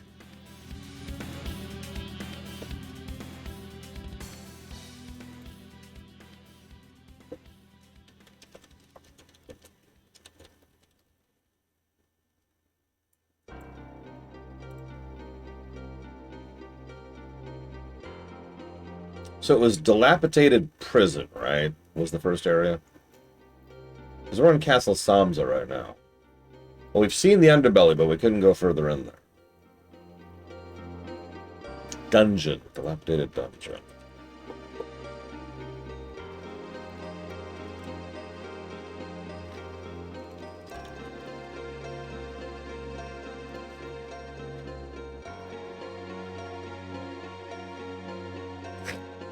Oh my god. Excuse me.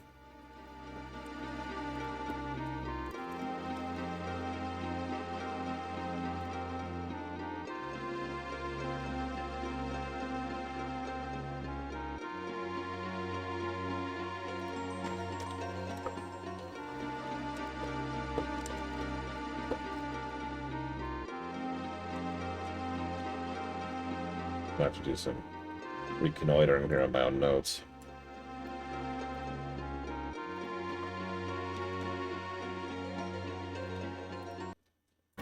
Okay.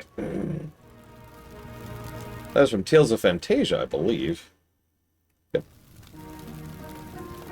Yes, that is my weapon. I was forced to play Pokemon TCG or Yu-Gi-Oh! Which would I pick? Now that's an interesting question. So, the obvious answer... Twilight Theater. The obvious answer would be to pick the Pokemon simply because I'm more familiar with it, right? I have a pre-existing investment. But the thing is, I have never played the Pokemon one or the Yu-Gi-Oh! One. And I have more of an interest in trying something new out. Like, I'm saying this wrong. Basically, both games would be new, because I've never played either. But I've never played anything Yu-Gi-Oh! Whatsoever. So I'd lean myself towards Yu-Gi-Oh! Just to try something new out twice. The only Yu-Gi-Oh! Thing I have ever encountered is the show, and I'm going to be very nice and say that I absolutely hated the episode that I saw.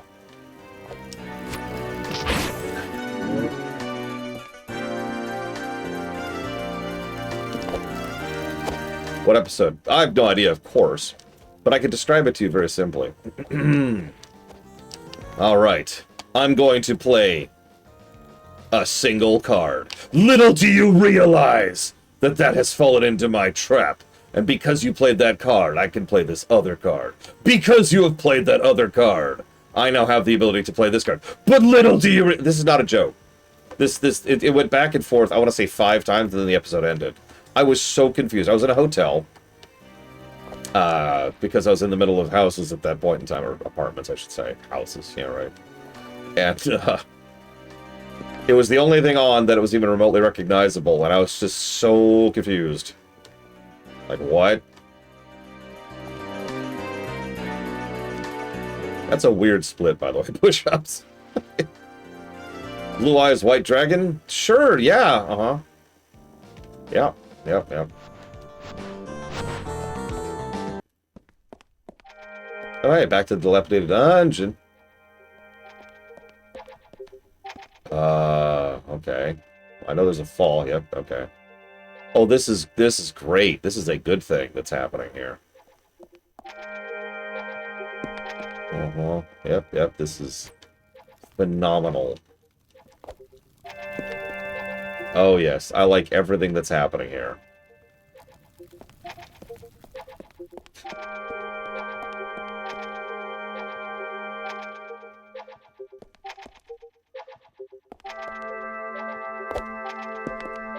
Well, I'll be totally honest, Blue Alex, I don't know the difference. Again, I've only seen that one episode, and I was good. It was really, really weird.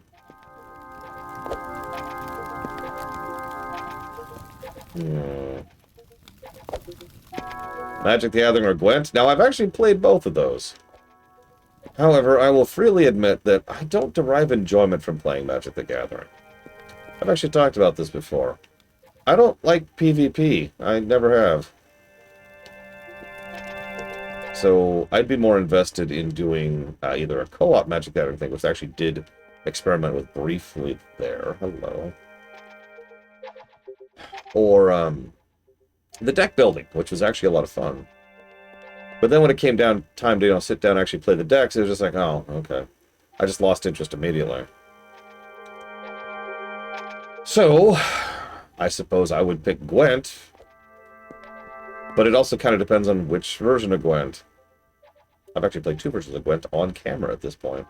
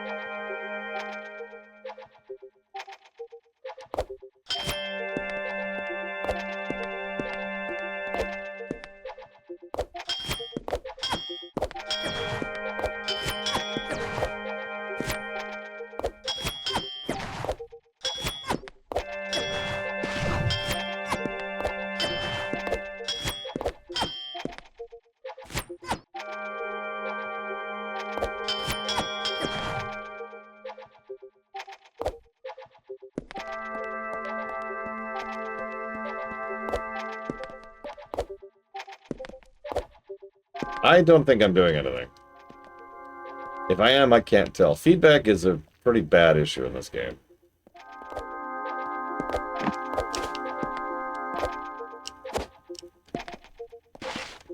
Shoot, I actually lost my place. Hang on.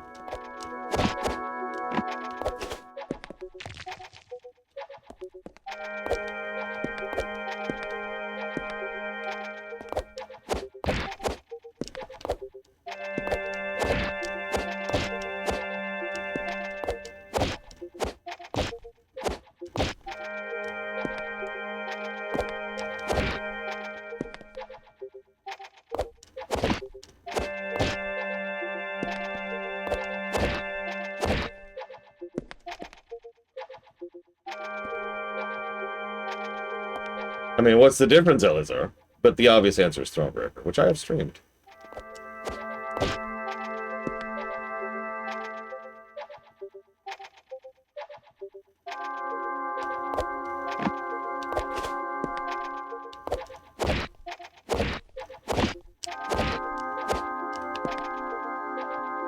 Okay, made it through. I think.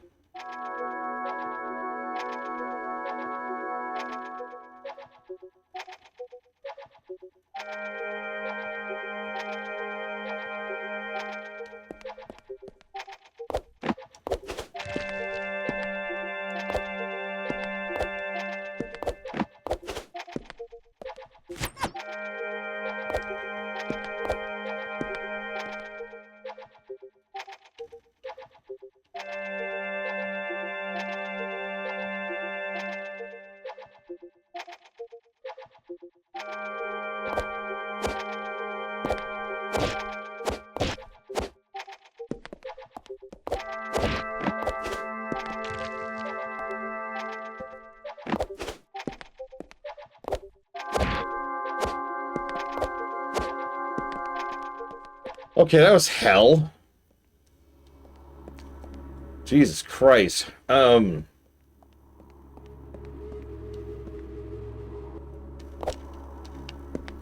I went quiet there. I had to really concentrate.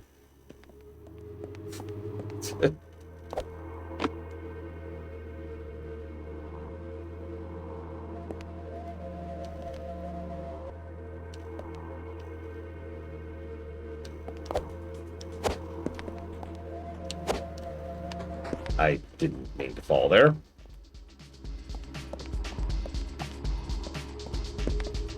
Yeah, at this point, I have absolutely no idea.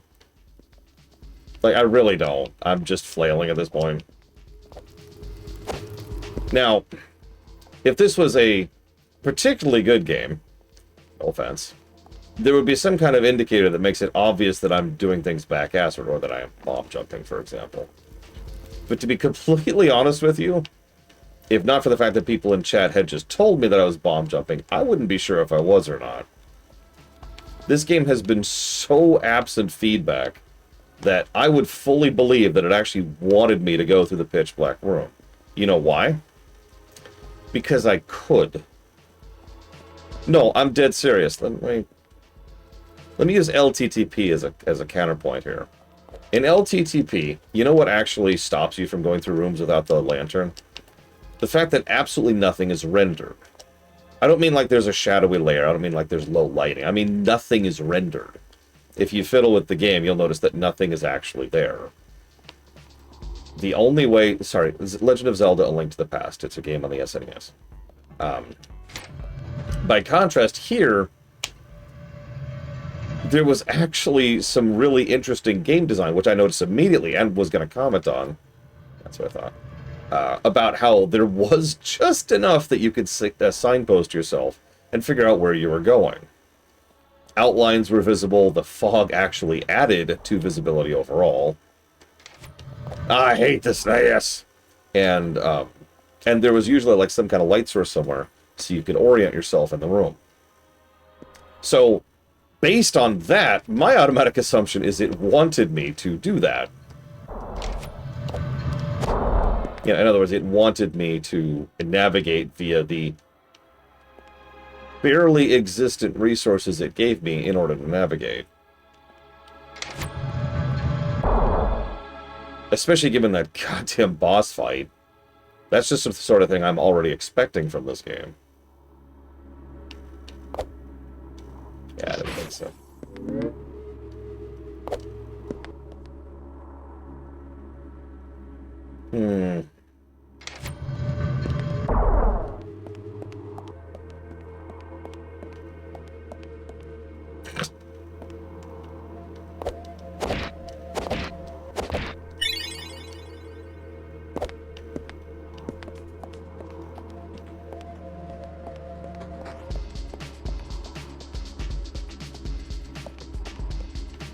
Okay, admittedly, now that you have told me that I am bomb jumping, I assumed I'm missing something for this room.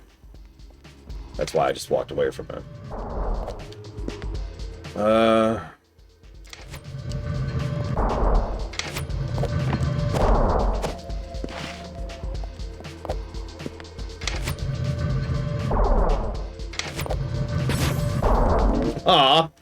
Well, I did what I wanted to do, but it didn't do what I wanted it to do.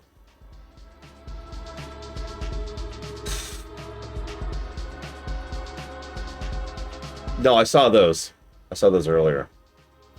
Problem is timing, because there's actually a delay after I shoot. Or sorry. You see, here, watch this. I'm going to mash jump after I attack. You see how long it takes before I can jump again? If I could jump immediately, I might be able to manage this. At least what I'm trying to do. Because the idea would be... yeah, get up and smack. So smack, so hang on, get to the other side. It doesn't work. Okay, pumpernickel, I give up. I'm leaving if you don't tell me what to do, because I don't know what to do. There's nothing else to be done here. There's nothing else to be done here. There's no hope. Reach the switch. I was just trying to reach the switch on the ceiling, and Rex just told me it won't work. That's literally what I was just saying to do.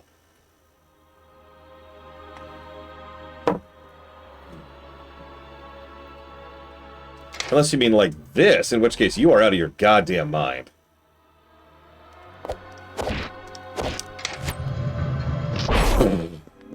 Ah! Thanks, game. Thanks.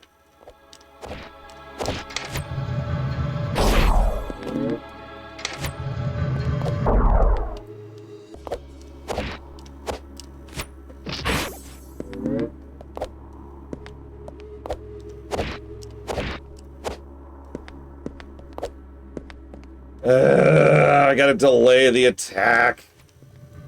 Oh, that was irritating. Okay, next. Oh, hey, a save point. Holy crap. And some enemies I can murder horribly, brutally, destroying their lives until nothing is left but screaming agony. And there's a turret. Of course there's a turret. Why is there a turret? There's even an Armos. We're gonna ignore the Armos for now. All I care about is the turret. Die, turret!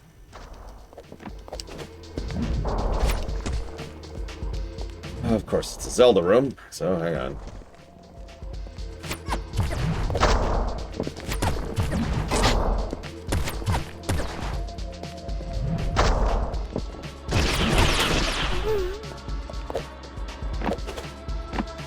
Is the way open now? Can't tell. Okay, way is open.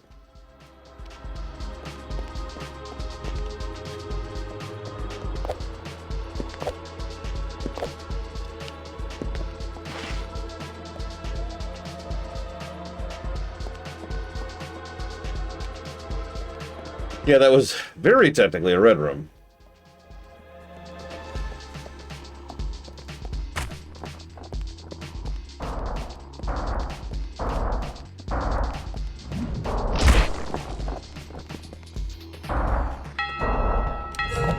I mean, I meant what I said. I was going to walk away from it.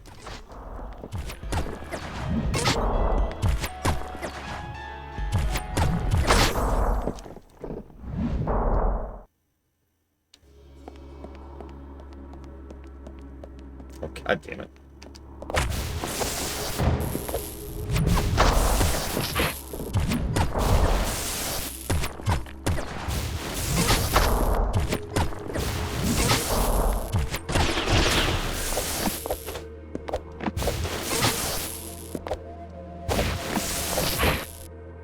Game, go up. Why does the turret have collision damage?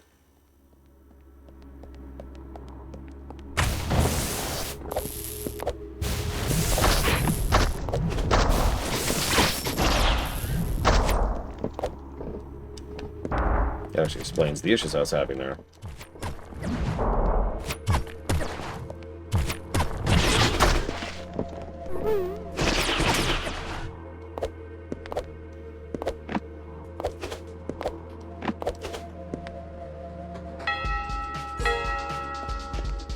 That's actually an interesting question. How many 3D games have contact damage?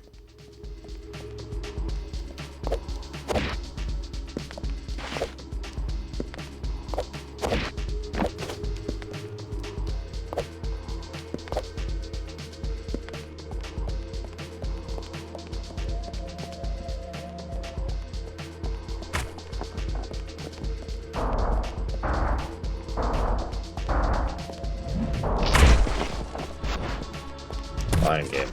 Fine.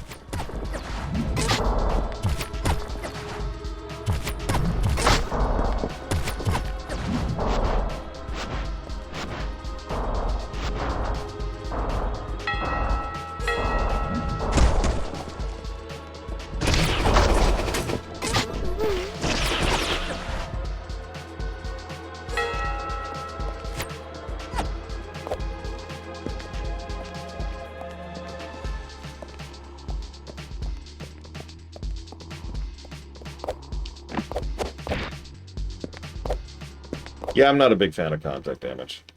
And yes, I realize I play Mega Man games. I stand by it.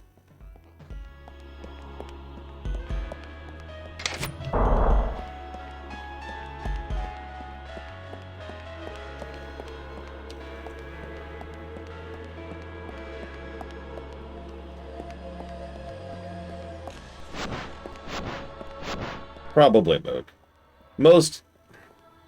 Back in the day, it was easier to program a collision box in a hurt box at the same time. Basically, just to do one box. And when I say back in the day, I'm talking like the arcade era, 70s, right? So it just kind of became natural that the enemies had collision damage because they only had the one thing calculating where the enemy was. And then, you know, programming got more extensive and more in-depth, and people are like, let's keep doing it that way.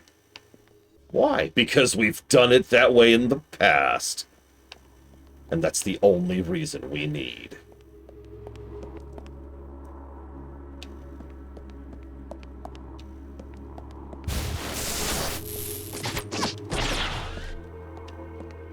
Turrets.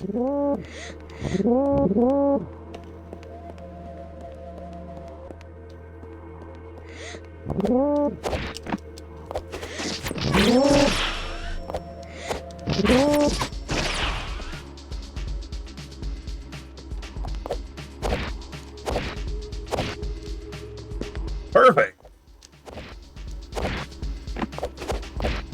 No.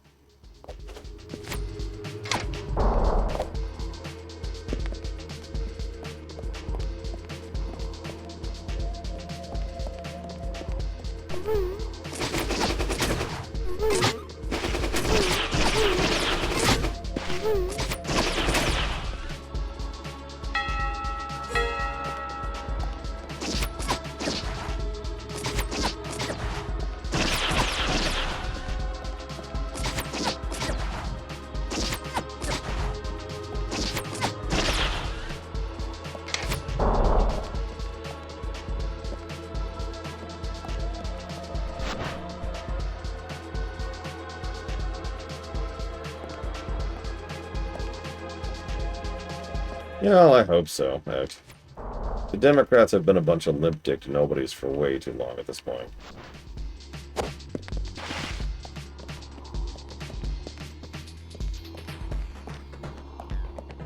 Like, I'm sorry, the Democratic Party are a bunch of bot-outs. Nimrods and bot-outs.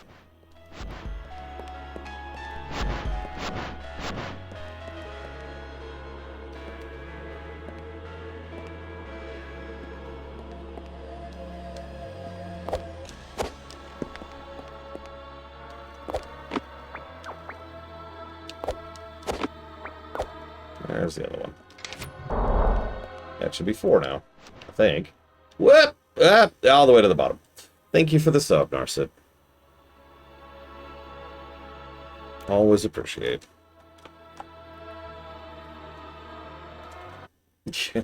I got all tabbed to jot that down.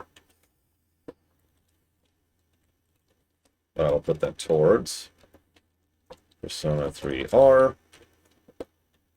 Dungeon CH2 and Metaphor. Thank you very much.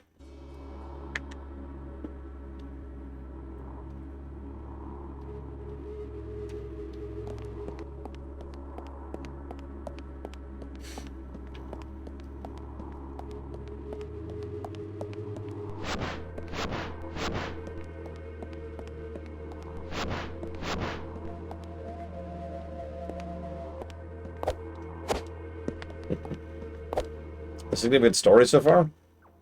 No. Not a dig, just if there's any noticeable story, I haven't noticed it yet.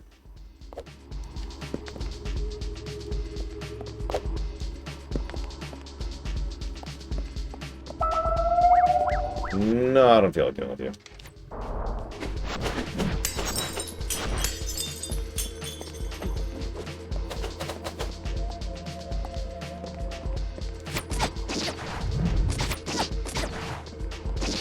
Congratulations, you have earned your death. Enjoy.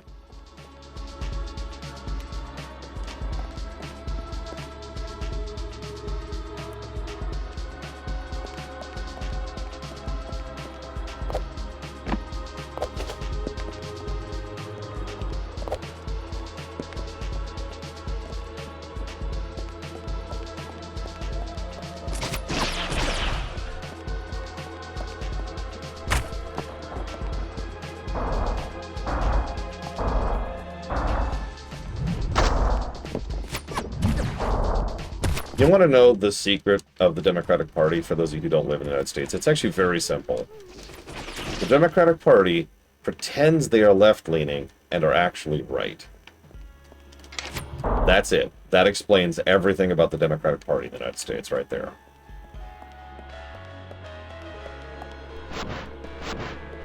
if you actually look at the things they vote for, the platforms they get nominated on, the committees they get on top of, they are right.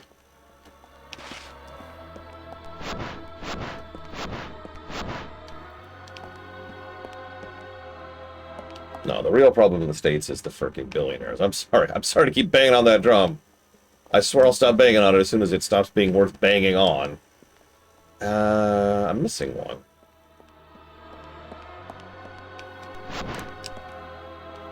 Probably something along the lines of, oh crap, oh crap, oh crap, oh crap, oh crap.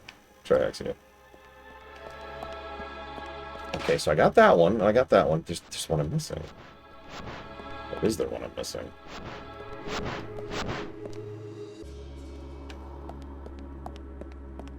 Well, maybe there isn't.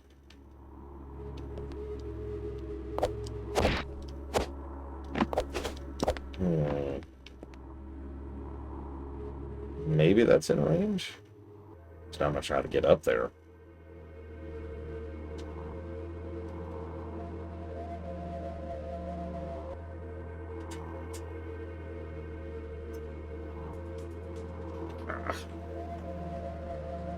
Hey, Dr. Winter. Excellent.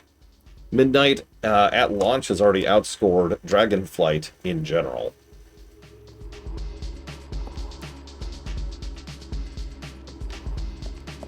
No, Lord Harriman. I can name 2 other ones that were more so.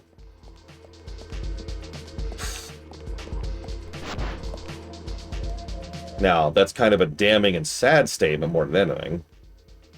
But otherwise correct. I don't even know who or what that is, Trevex, yeah. God willing, I never will.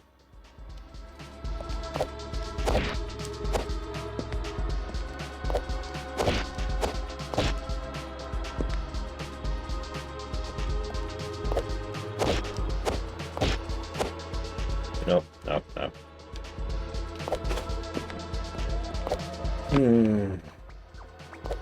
Yep.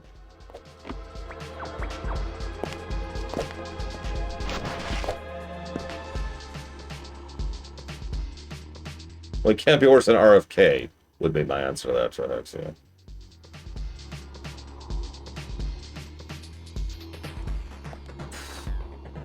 I think we're a goat lady? I'm not really sure. There has been no answers forthcoming.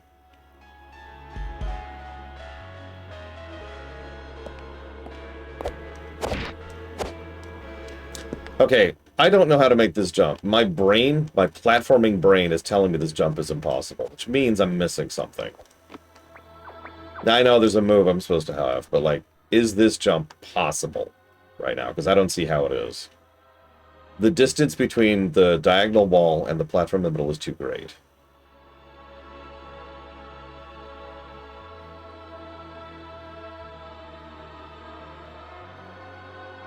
So, it's raised. That's cool.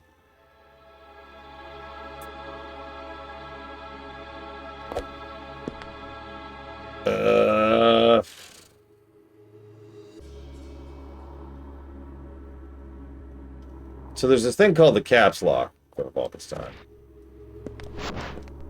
So actually, interestingly enough, one of the very first things I tried to do was try to cancel out of a slide, and found that I couldn't.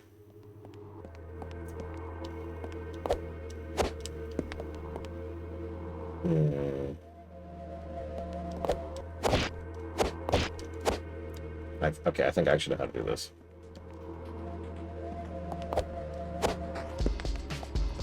I'm going to try a couple of times. Because I have an idea.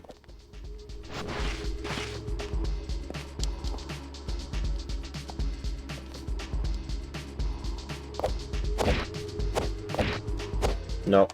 My angle was completely wrong there.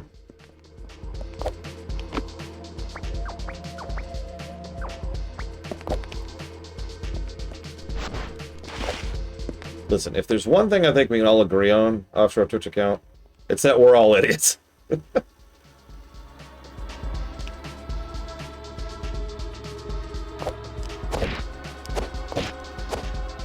No, I'm not getting the distance on that third jump. Maybe my timing needs to be different.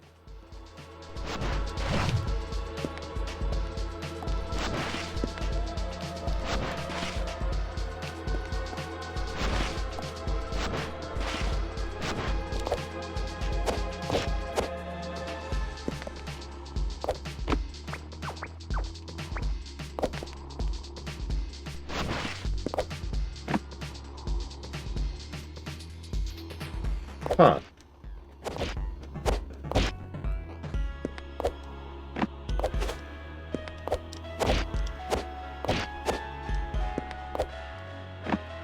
The rules on when you actually grab the wall versus when you don't are very strange, I've noticed.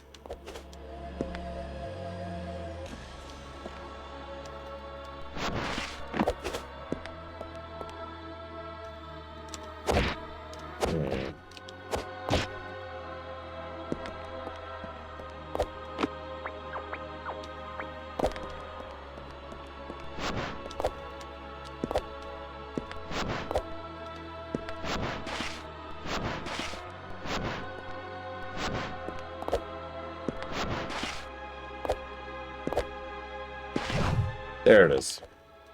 I was trying to figure out how to replicate that.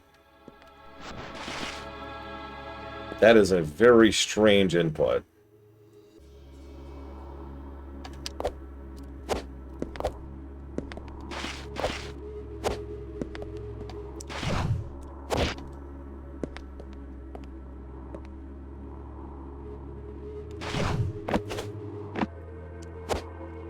Why did you kick? Why did you kick?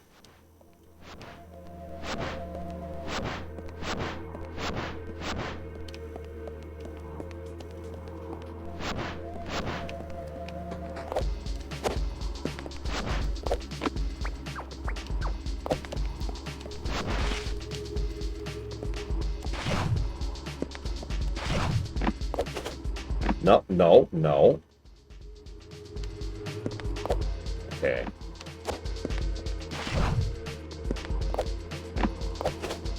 Okay, so I need to hold right. This is a very strange series of button sequences, okay?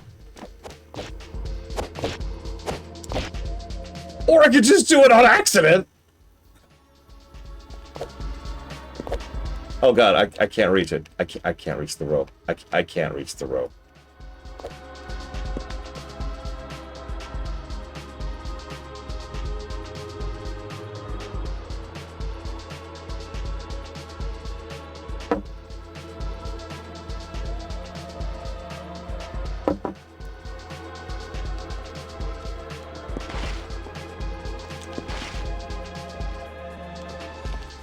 Hang on.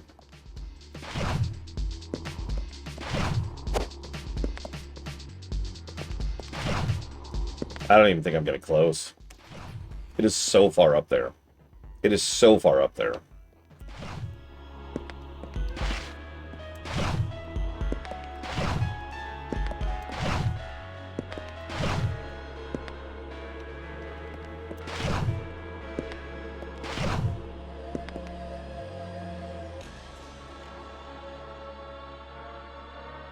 I don't even think I can make the final jump, actually, now that I'm looking at it.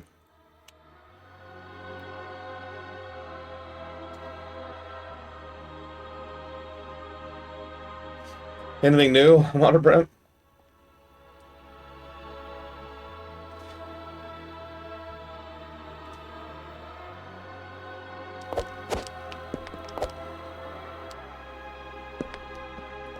See, here's the funny thing. Part of the reason I was hesitant to backtrack is I am utterly lost.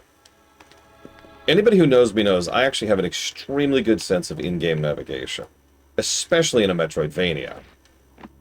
I have no idea where I am. I am so thoroughly lost, and the problem is any possibility of going back runs the risk of having to go back through the black area. I don't really want to do that again.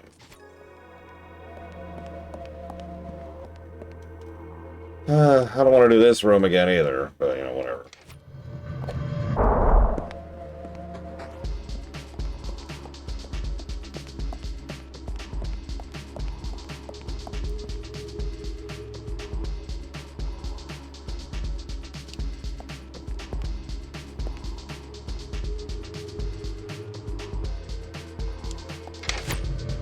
Okay, it's...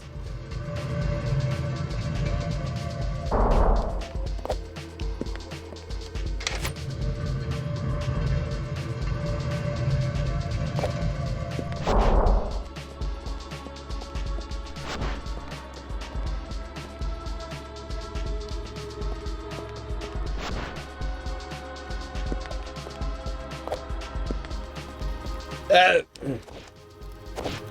suddenly, Pit. Oh, hang on, Cyclop. Let me bumble about in the dark like an idiot for a while. This is the real reason Frieza funded this game. He's like,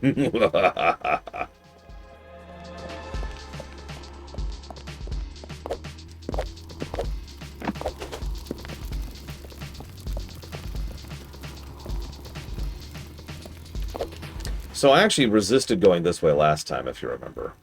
It was because I wanted to check the other route first. And that led to the wrong decision. I mean, I guess I did set all the switches, and hopefully those will stick. Oh, we'll see.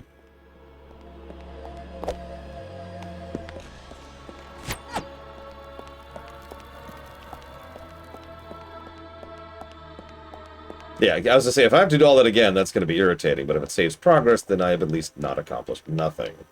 And I know that's weird, but one of the only things that actually bothers me in anything, but especially a video game, is when I have accomplished nothing, when I just have to start over. Right? No progress, no nothing. It's one of the reasons I'm not a big fan of rogue resets, as I call them. Come back to that.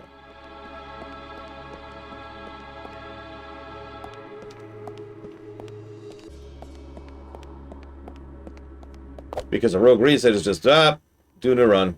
You suck. Nothing gained. Now, I know what you're going to say. Obviously, the gain is time and fun and all that stuff. And obviously, a good rogue reset will just be fun, regardless of the fact that you haven't accomplished anything. But you get my overall point, right?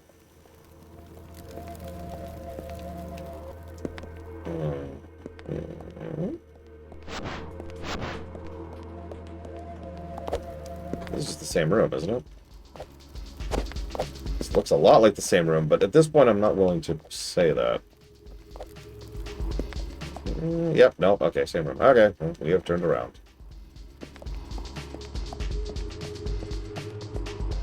And yeah, like, I actually have a term for this. I call this the Super Metroid X-ray problem. That's obviously a really bad example of it because of the nature of the specifics, but anytime a game just wants me to go and rub my head up against every single wall mashing the E key, I actually tend to consider that a bad thing. To use total contrast to that, Wake 1 actually had really freaking good guidance, even for its secrets. There were always angles, or power-ups, or enemy placements, something that drew your eye. Something that was like, what's that down there?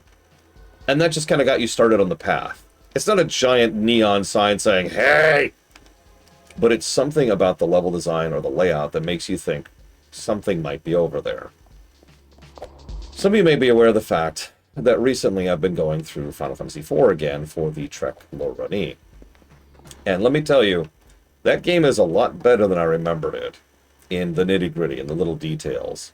For example, the Lorani has had absolutely no problem finding most of the various secret items and hidden stuff in both dungeons and towns because there's usually something somewhere that makes you think, why is there a corridor with a pot at the end of it?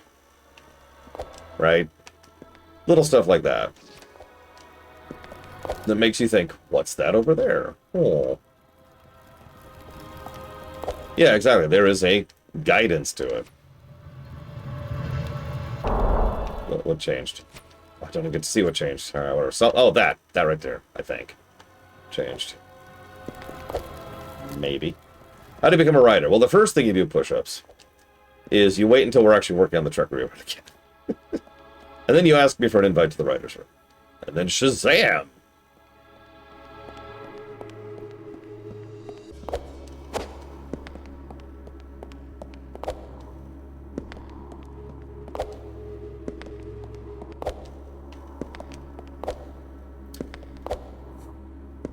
So, personal favorite Metroidvania is easy, Mockingbirds.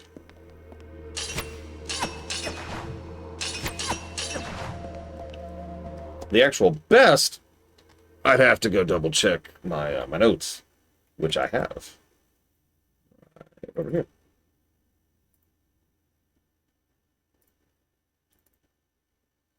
Let's see. Metroidvanias. Metroidvanias. Here they are.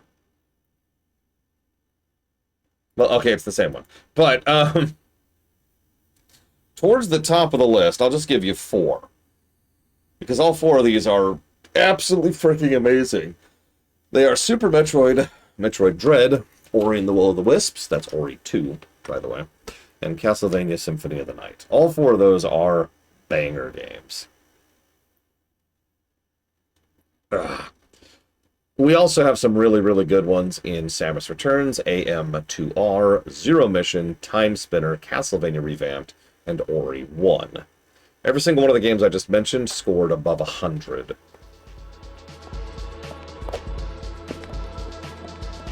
And anybody knows my system knows anything above 100 is officially made, right? Like, that's just damn good stuff.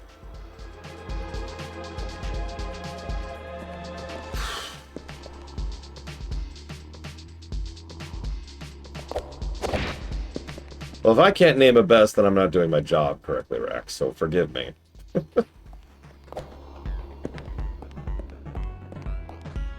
Now, that looks like fun over there. Also looks like we have no reason to do that. No, I don't distinguish. Although, I think every game I just mentioned was a 2D game. But I will be putting the Metroid Primes, for example, in that same category.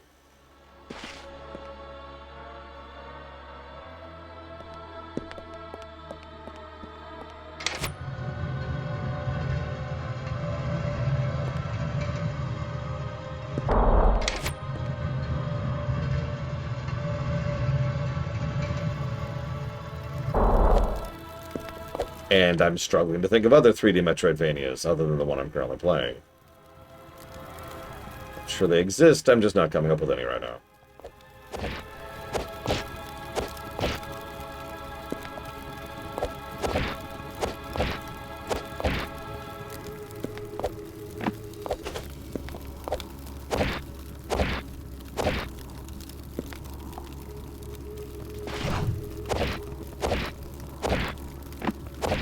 Oh, bullcrap. I had a hand on that. You saw that.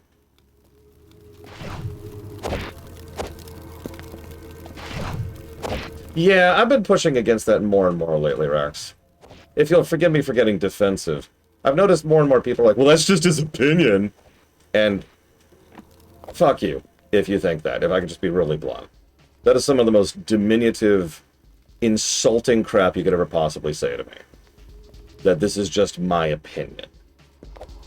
It is so dismissive of the sheer amount of time and work and effort and years of experience and academic rigor in order to try and actually develop something that approaches a system that actually rates and reviews games. Like, no.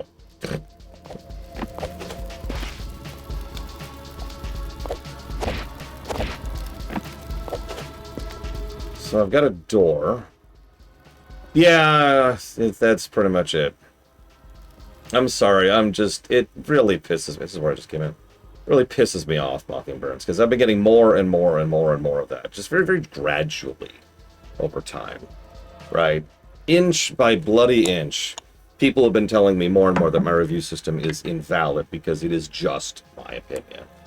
And fuck them. Fuck every single person who says that. Fuck you.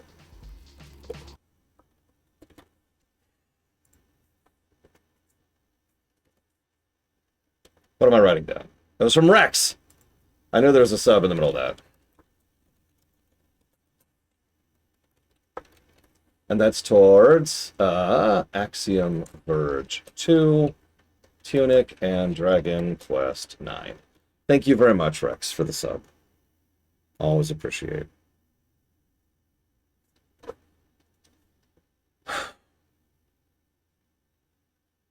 Where the hell was I?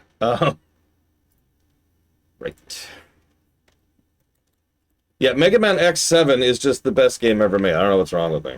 The other thing, too, and it irritates me just how many times people don't understand the most fundamental principle of the entire system, is that there's a difference between quality and enjoyment. It is so easy to prove. It is so objectively easy to prove that something can be good that you don't enjoy, and something can be bad that you enjoy. Those two states of existence are very easy to prove for basically everyone.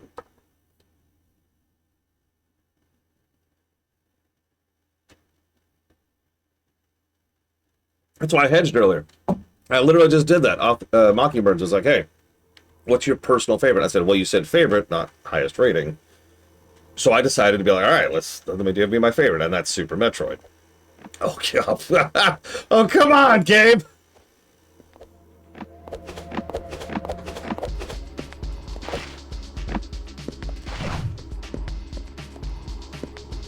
Actually, I've got a really good example. You know an extremely good game? Grand Theft Auto 5. I know quite a few people who really cannot stand Grand Theft Auto 5 because it's just not to their liking. That's completely understandable. It is a very vulgar game. It is a game that absolutely does not hold back on several respects, arguably to its detriment.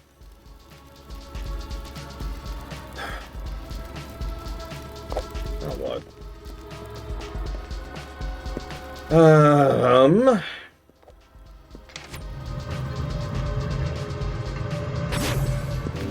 You know what I should do? I should take a pain pill. That's what I should do. There's an interesting thing with pain pills.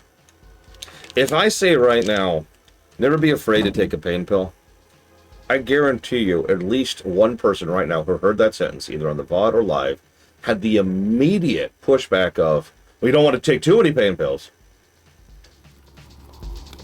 And that's what it is with the opinion thing. For some reason, people have this really bad tendency, no offense, to, I do this too. This is also, it's just a human thing.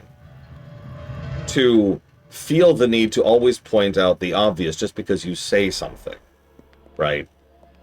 Like, just because I say X does not mean you automatically have to say Y, but we as a species feel the tendency to immediately correct that person. It's like, hold up, hold up, hold up.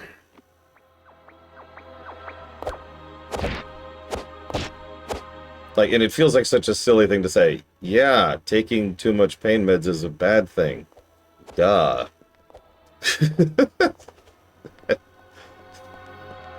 Okay, so I didn't go this way last time.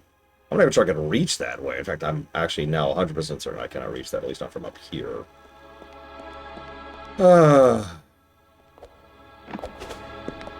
And no, you are not who I'm talking about, D20 Archon. In fact, I don't think a single person I'm talking about is in chat right now, because I've noticed I'm getting more and more and more and more and more people in the Discord who don't actually watch my show, and a lot of them have gotten a little insulting lately. Over the last year or two, I would say. It's been a kind of a slow, gradual thing. I could probably make that jump. I don't know if there's fall damage. And yeah, everyone's on edge. I am on edge. I am in pain, while simultaneously facing a world that is slowly but surely getting worse. We are currently at the state where we, as a people, are being priced out of food. It's one of the last steps before things get much worse. I'm just gonna let that happen.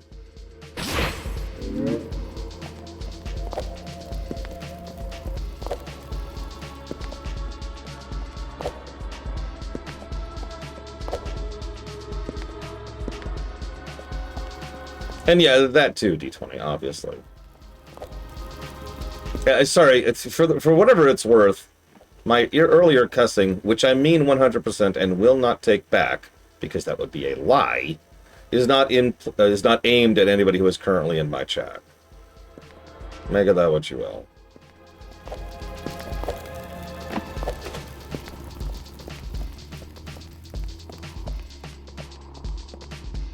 That's terrifying. Okay. You know what? I will take that compliment. Thank you, push-ups.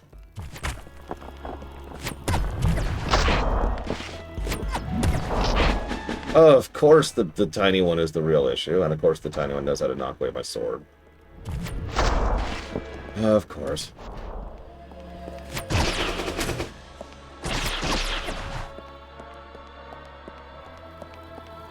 I've noticed save points are getting more and more spread out, too.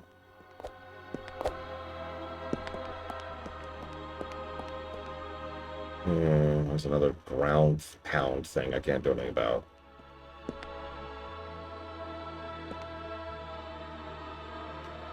Well, I am very stupid, Lord Aramon, so always take that into account.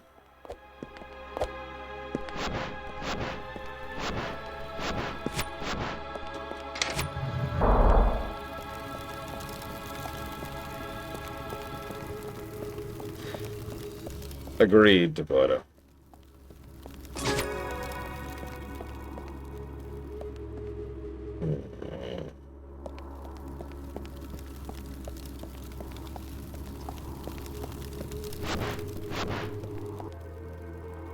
Oh, hey, organs. Where are we? To empty Bailey. Oh no, I'm always stupid about video games. That's the secret, Captain. That's my secret. I'm always stupid.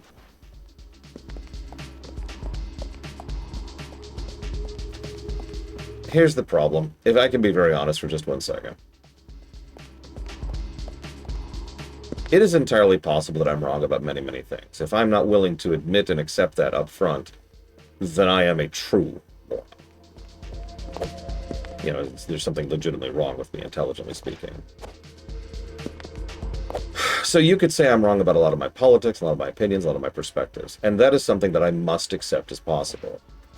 The problem lately is that we're a little bit past that, because we're at the stage now where I can now prove, mathematically, that the price of food is going up, that the price of housing is going up, that the debt bubble is getting worse, that there are things with regards to like how the automobile industry is eating itself. And honestly, give it another 2 or 3 years and the used car industry will also have eaten itself. These are not opinions, right? This is not a matter of my perspective or my thoughts on the matter. This is just stuff that is currently happening. And that's part of why it's bothering me so much lately, is because it's easier to take solace in the idea that I might be wrong when I don't have evidence of the fact that I am right immediately in front of me. Some people think that I am fairly anti-right, and in the interest of fairness, I am not very pro-right mentality. But do not ever mistake that for me being anti-right people. I actually know quite a few people who are more right-leaning who are fine. As ever and always, my problem is people who are assholes, Rule 0 violators. And those people tend to universally bundle under one category, the rich. And let me tell you a little bit of a hint. Let me give you a little pro tip here. And I'm probably right about this. The rich don't give a good goddamn about left, right, up, down, or anything in between. They're the rich. They only want one thing, and it's disgusting.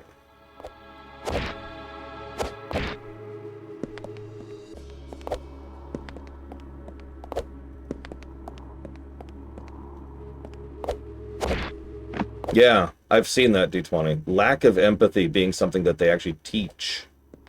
Just... wow. So yeah, this is like the 4th time I've needed a butt stomp and haven't gotten one. I am so far off the beaten path at this point that I'm actually literally just roaming at this point. Yeah, no, I've lost viewers. I've lost viewers because people are like, "Oh man, I love torturing and killing." They don't say it like that, but that is what they mean. Hang on, I've got literally one place I can go, which is the empty Bailey. Let's try that first. Yeah, a lot of pro-ice people, but also I've had a couple of other people in my life. This is all off-camera stuff, don't worry about that. Who have been not great people. I don't know how else to put that. Like, it's just, you're... what? What? I am actually a little turned around. Is it this one? Oh my god, her hips actually sway when she's in pause mode. But is this one? Okay, I was right. That's the first time her hips have been sexy the whole game, is when I've got the map up. That's actually funny. Check it out. Oh yeah. Oh yeah, there we go. This is what we're all about. Rich, poor, we all love bunny butt. Okay, where the hell is this? Oh my god, where are we?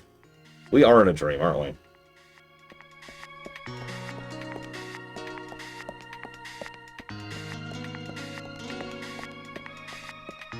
Oh, sorry, goat, but I don't know, whatever we're playing.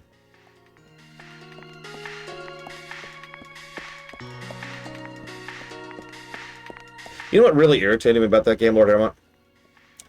I really liked the story. Like, a lot. In fact, I'm actually looking forward to trying out more Pokemon Mystery Dungeon games in the future.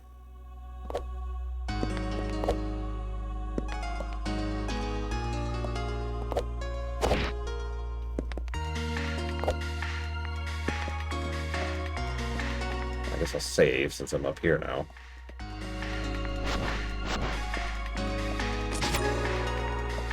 Yeah, sorry, rant off. Hey, video games, hey!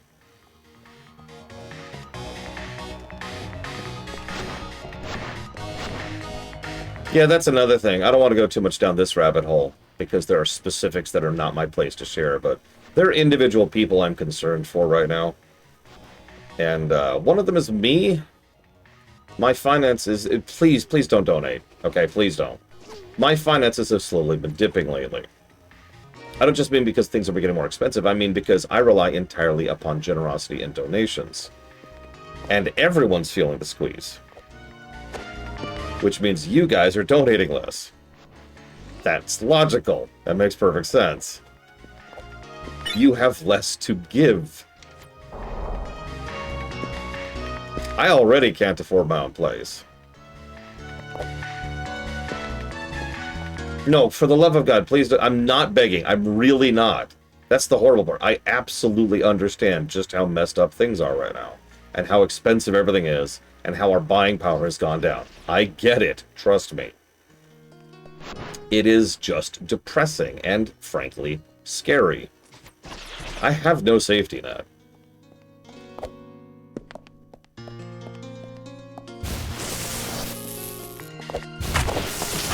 And I'm sure several of you don't either. And that sucks.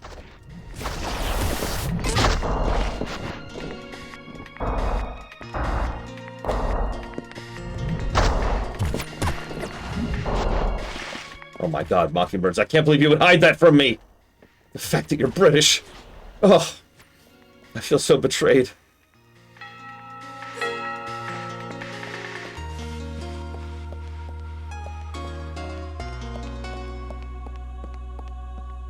No, exactly, Lord Hermon. That's pretty much exactly where I'm at. And if I'm being honest, and I really don't want to go into this, but the thing I'm most worried about... Love you, Mockingbirds. The thing I'm most worried about is my adorable nieces. They deserve better than this.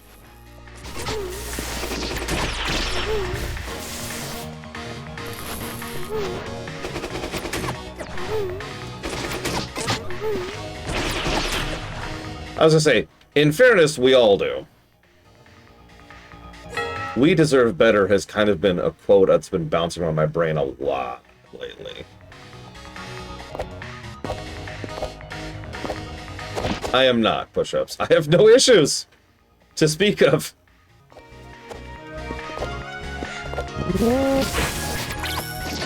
Like, nothing that qualifies. Almost everything I have has been medically qualified as, what do you call it? Cosmetic issues, right? Yeah, you can reflect the shots, it just doesn't do anything. It's just a defense thing. Helpful. Okay. Well, I see a thing up there. Yeah, no, exactly off the deeper end. I've said it before, it's all about buying. I was talking about this during the WoW run. Because it was immediately relevant to the WoW run. Don't at me. People are not very well educated. I'm not going to call people stupid. I actually dislike that mentality. It's not true. Human beings are shockingly smart. Disgustingly smart. The kind of thing that the stupidest person on planet Earth could do with their brain, it dwarfs what an inordinate quantity of other intelligent creatures can do. No, the problem is we do not have knowledge. We do not have information by which to then process. Yeah, Pretty much. Sorry. So rather than call people stupid, what I'm going to say is people lack education, which brings me to my point. So in the WoW series, we were talking about level squishes, right? And stat squishes as well. And when WoW did its first major stat squish, there was this whole big pushback against it. Oh my god, I can't believe that they would nerf us so badly. For those of you not aware, the overall power level actually went up during the stat squish. So everyone got stronger, just by a little bit. But people were upset because they saw the number go down, right? Now, that's just a video game. In real life, one of the biggest tricks that exists is the 2.5% raise. How many of you know about this one? This pisses me off, by the way.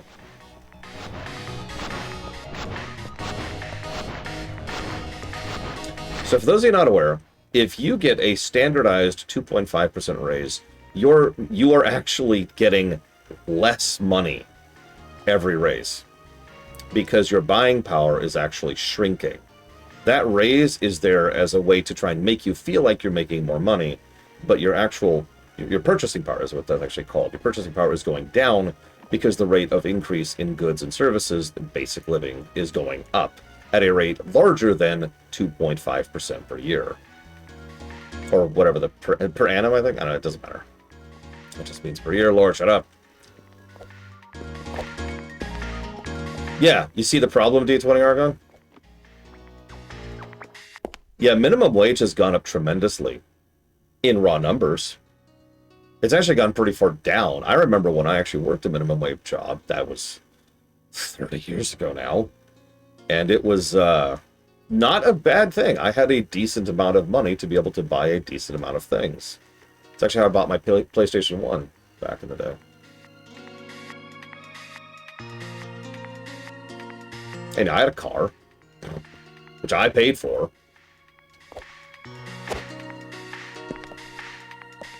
You get my point? That's the lie of the 2.5%. It's a bit of a reductive statement, but it gets across the idea. Buying power is what really matters, more than anything else. Ooh, this looks interesting. Hey! What is this? Jump while sliding. Oh, we got long jump. Woo!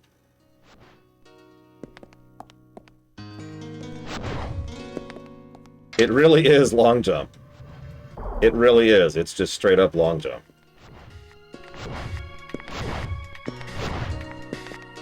Uh, 3.6, I think someone just said in chat. 3.5, excuse me. Although, at the moment, that's kind of a lie. Because the rate of increase in prices is kind of, like, at a weird level right now, thanks to the recession we're currently going through. Like, again, just, if you ever want proof, I don't know if this applies to other countries, but if you live in the United States, if you want proof of what I'm saying, track your receipts for your grocery store bills. Itemize them, if you feel like.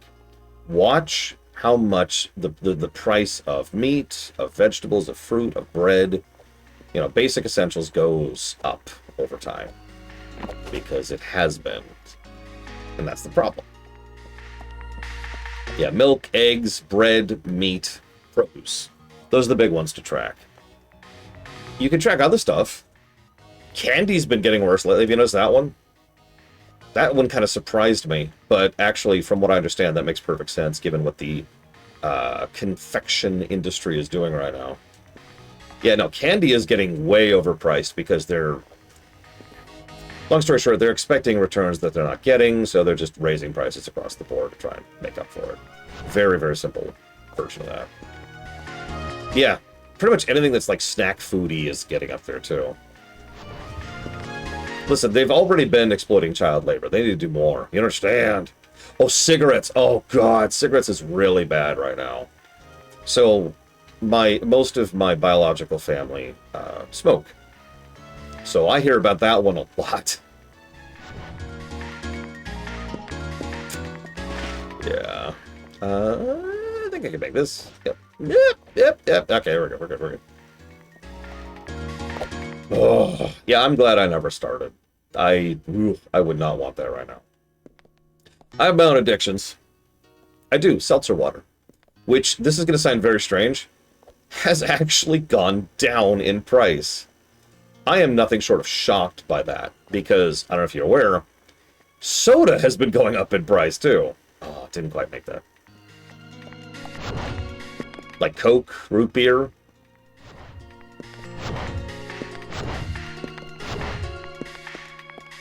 Jesus Christ, God. Yeah, no, that should be illegal. That should be criminal. Actually, let me use a more correct terminology there.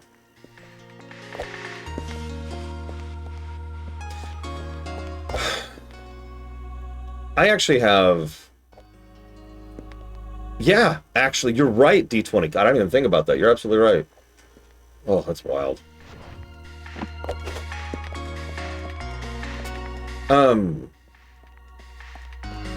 I have my own theories about the specifics of what's going on in the, you know, the unhealthy foods industry, for lack of a better way to call it, because it really is just, what, 3 major distributors there? Something like that. It's not a large number. But regardless of what's going on behind it, again, this is where it gets into my looping it all back here. I may be wrong, but the evidence is still the evidence regardless. Like, the facts haven't changed. So, up, I guess?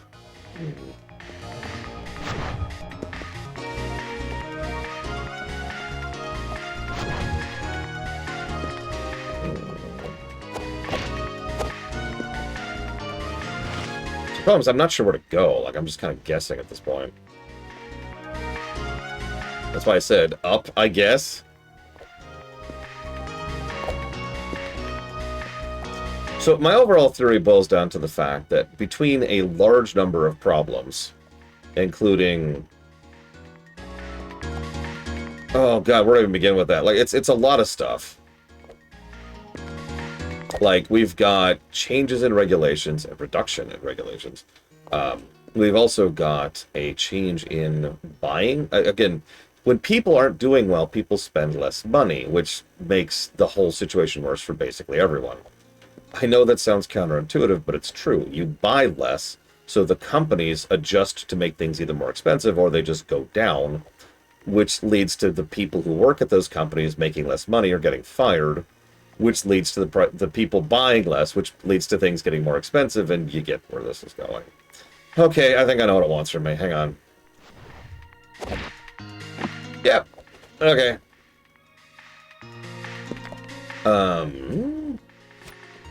I guess I already hit this? Oh, don't even get me started about hardware right now. Computer hardware. Pfft. Jackasses. What the hell is this?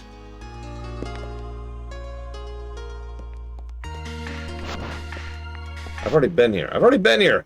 No! I've gone nowhere. Yes, it's informally referred to as a poor tax.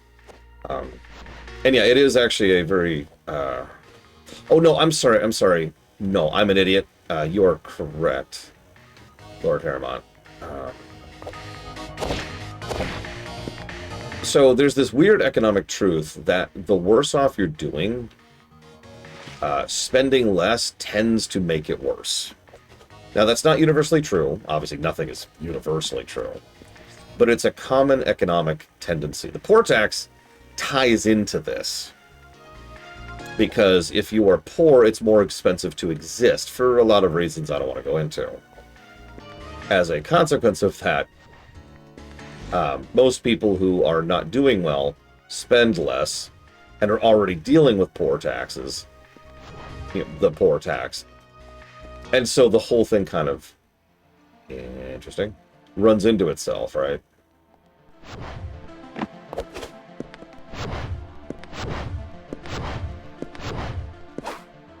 Yeah, the poor tax is why you buy that old used car that's actually more expensive. Or you get that mortgage at a rate that you can't really afford. A tower holding the essence of Princess never to be seen again. With 3 powers of the sun. I don't have 3 powers of the sun. Or anything. Let me in. Let me in. Got it. Leaving. Yeah, or you buy worse food. I, myself, am actually eating worse now. Less healthily. You know why? Because it's cheaper.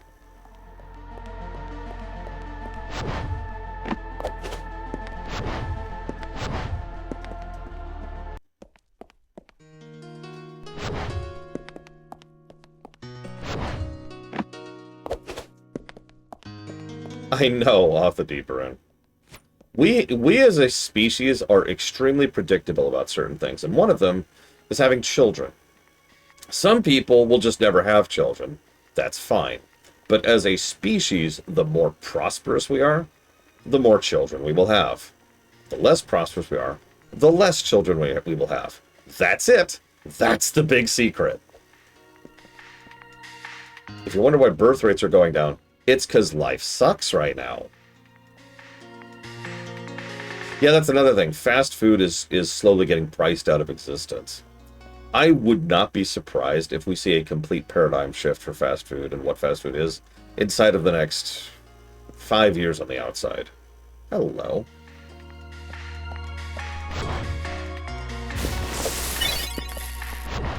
A major key.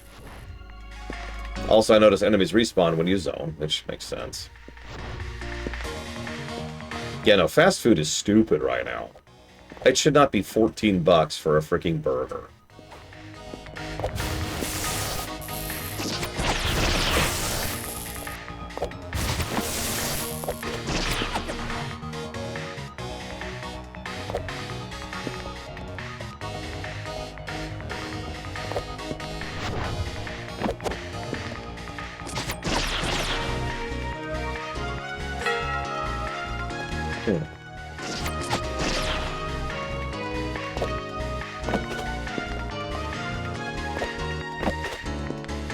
Yeah, everyone jokes about Five Guys being expensive. And it's like, have you seen prices lately?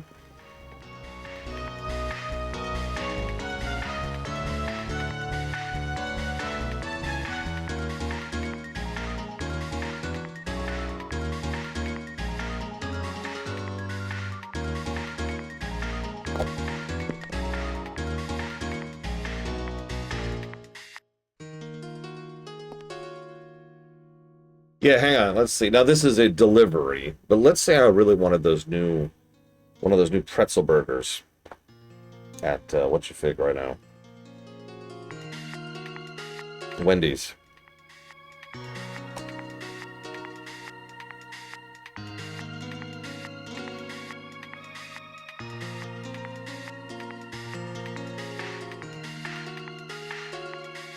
Where's Wendy's? Where's Wendy's?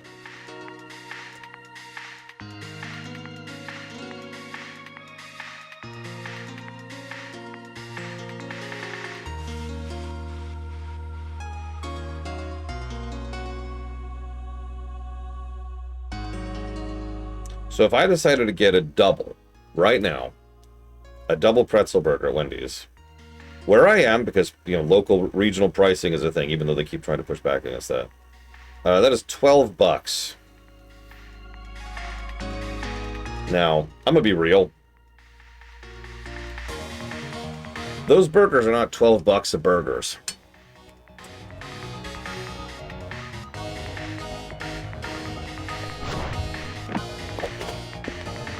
That actually is less than I expected, too.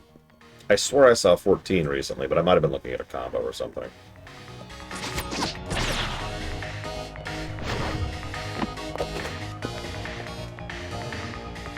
Listen, rice and eggs, I'm just saying.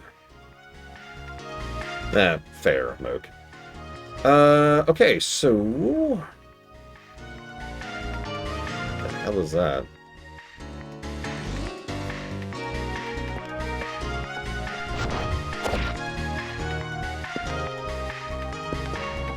I'm going to try one more thing, and then I'm going to give up on this room. I'm starting to strongly suspect that I'm either done here, or shouldn't be here yet, one of the two.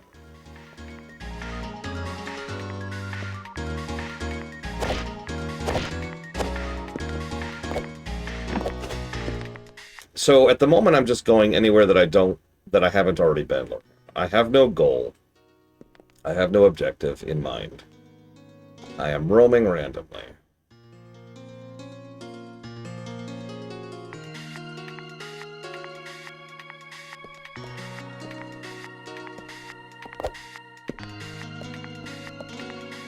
Sure, push-ups. I'm going to walk away from that immediately because I don't feel like getting into a statistics war.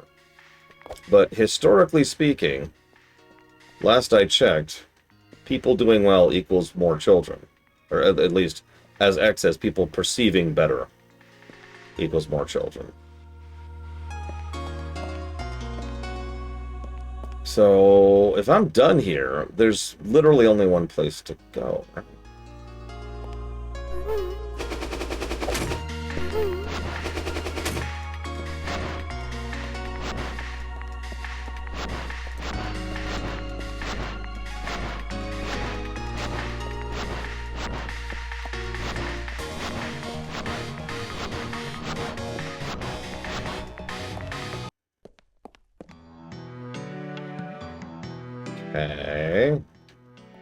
How the hell is this?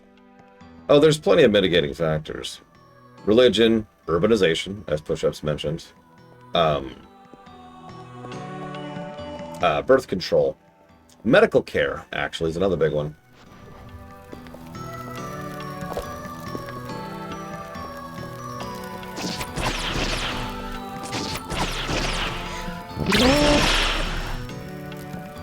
And yeah, child mortality rates is another factor. There's plenty of factors. Please don't put words into my mouth and say that I'm saying just one thing is the single sole cause of everything for the history of the ever.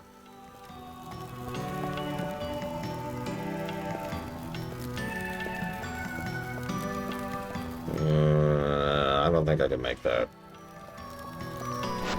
Nope, not even close. Not even close.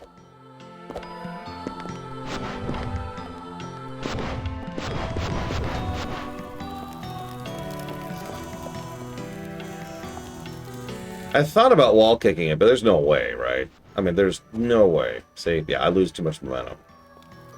And the nearest wall's way over there. Oh, you know what? Actually, hang on. I have an idea. Hang on.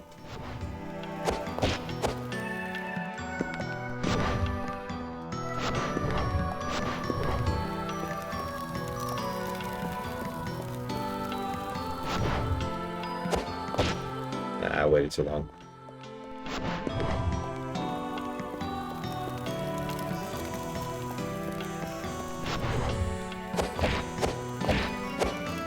There we go. So, health up. Woo! No real jingle to speak of. Oh, 100%, Krakens. I'm actually with you. Not as often as they should, Rex. But, thank you.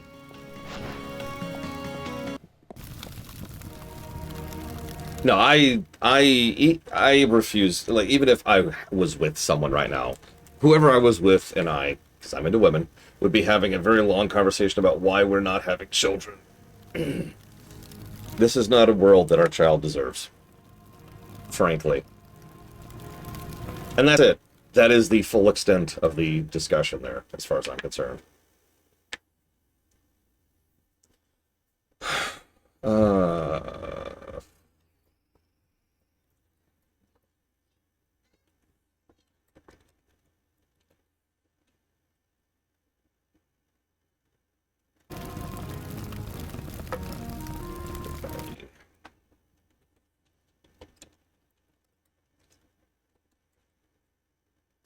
Ow.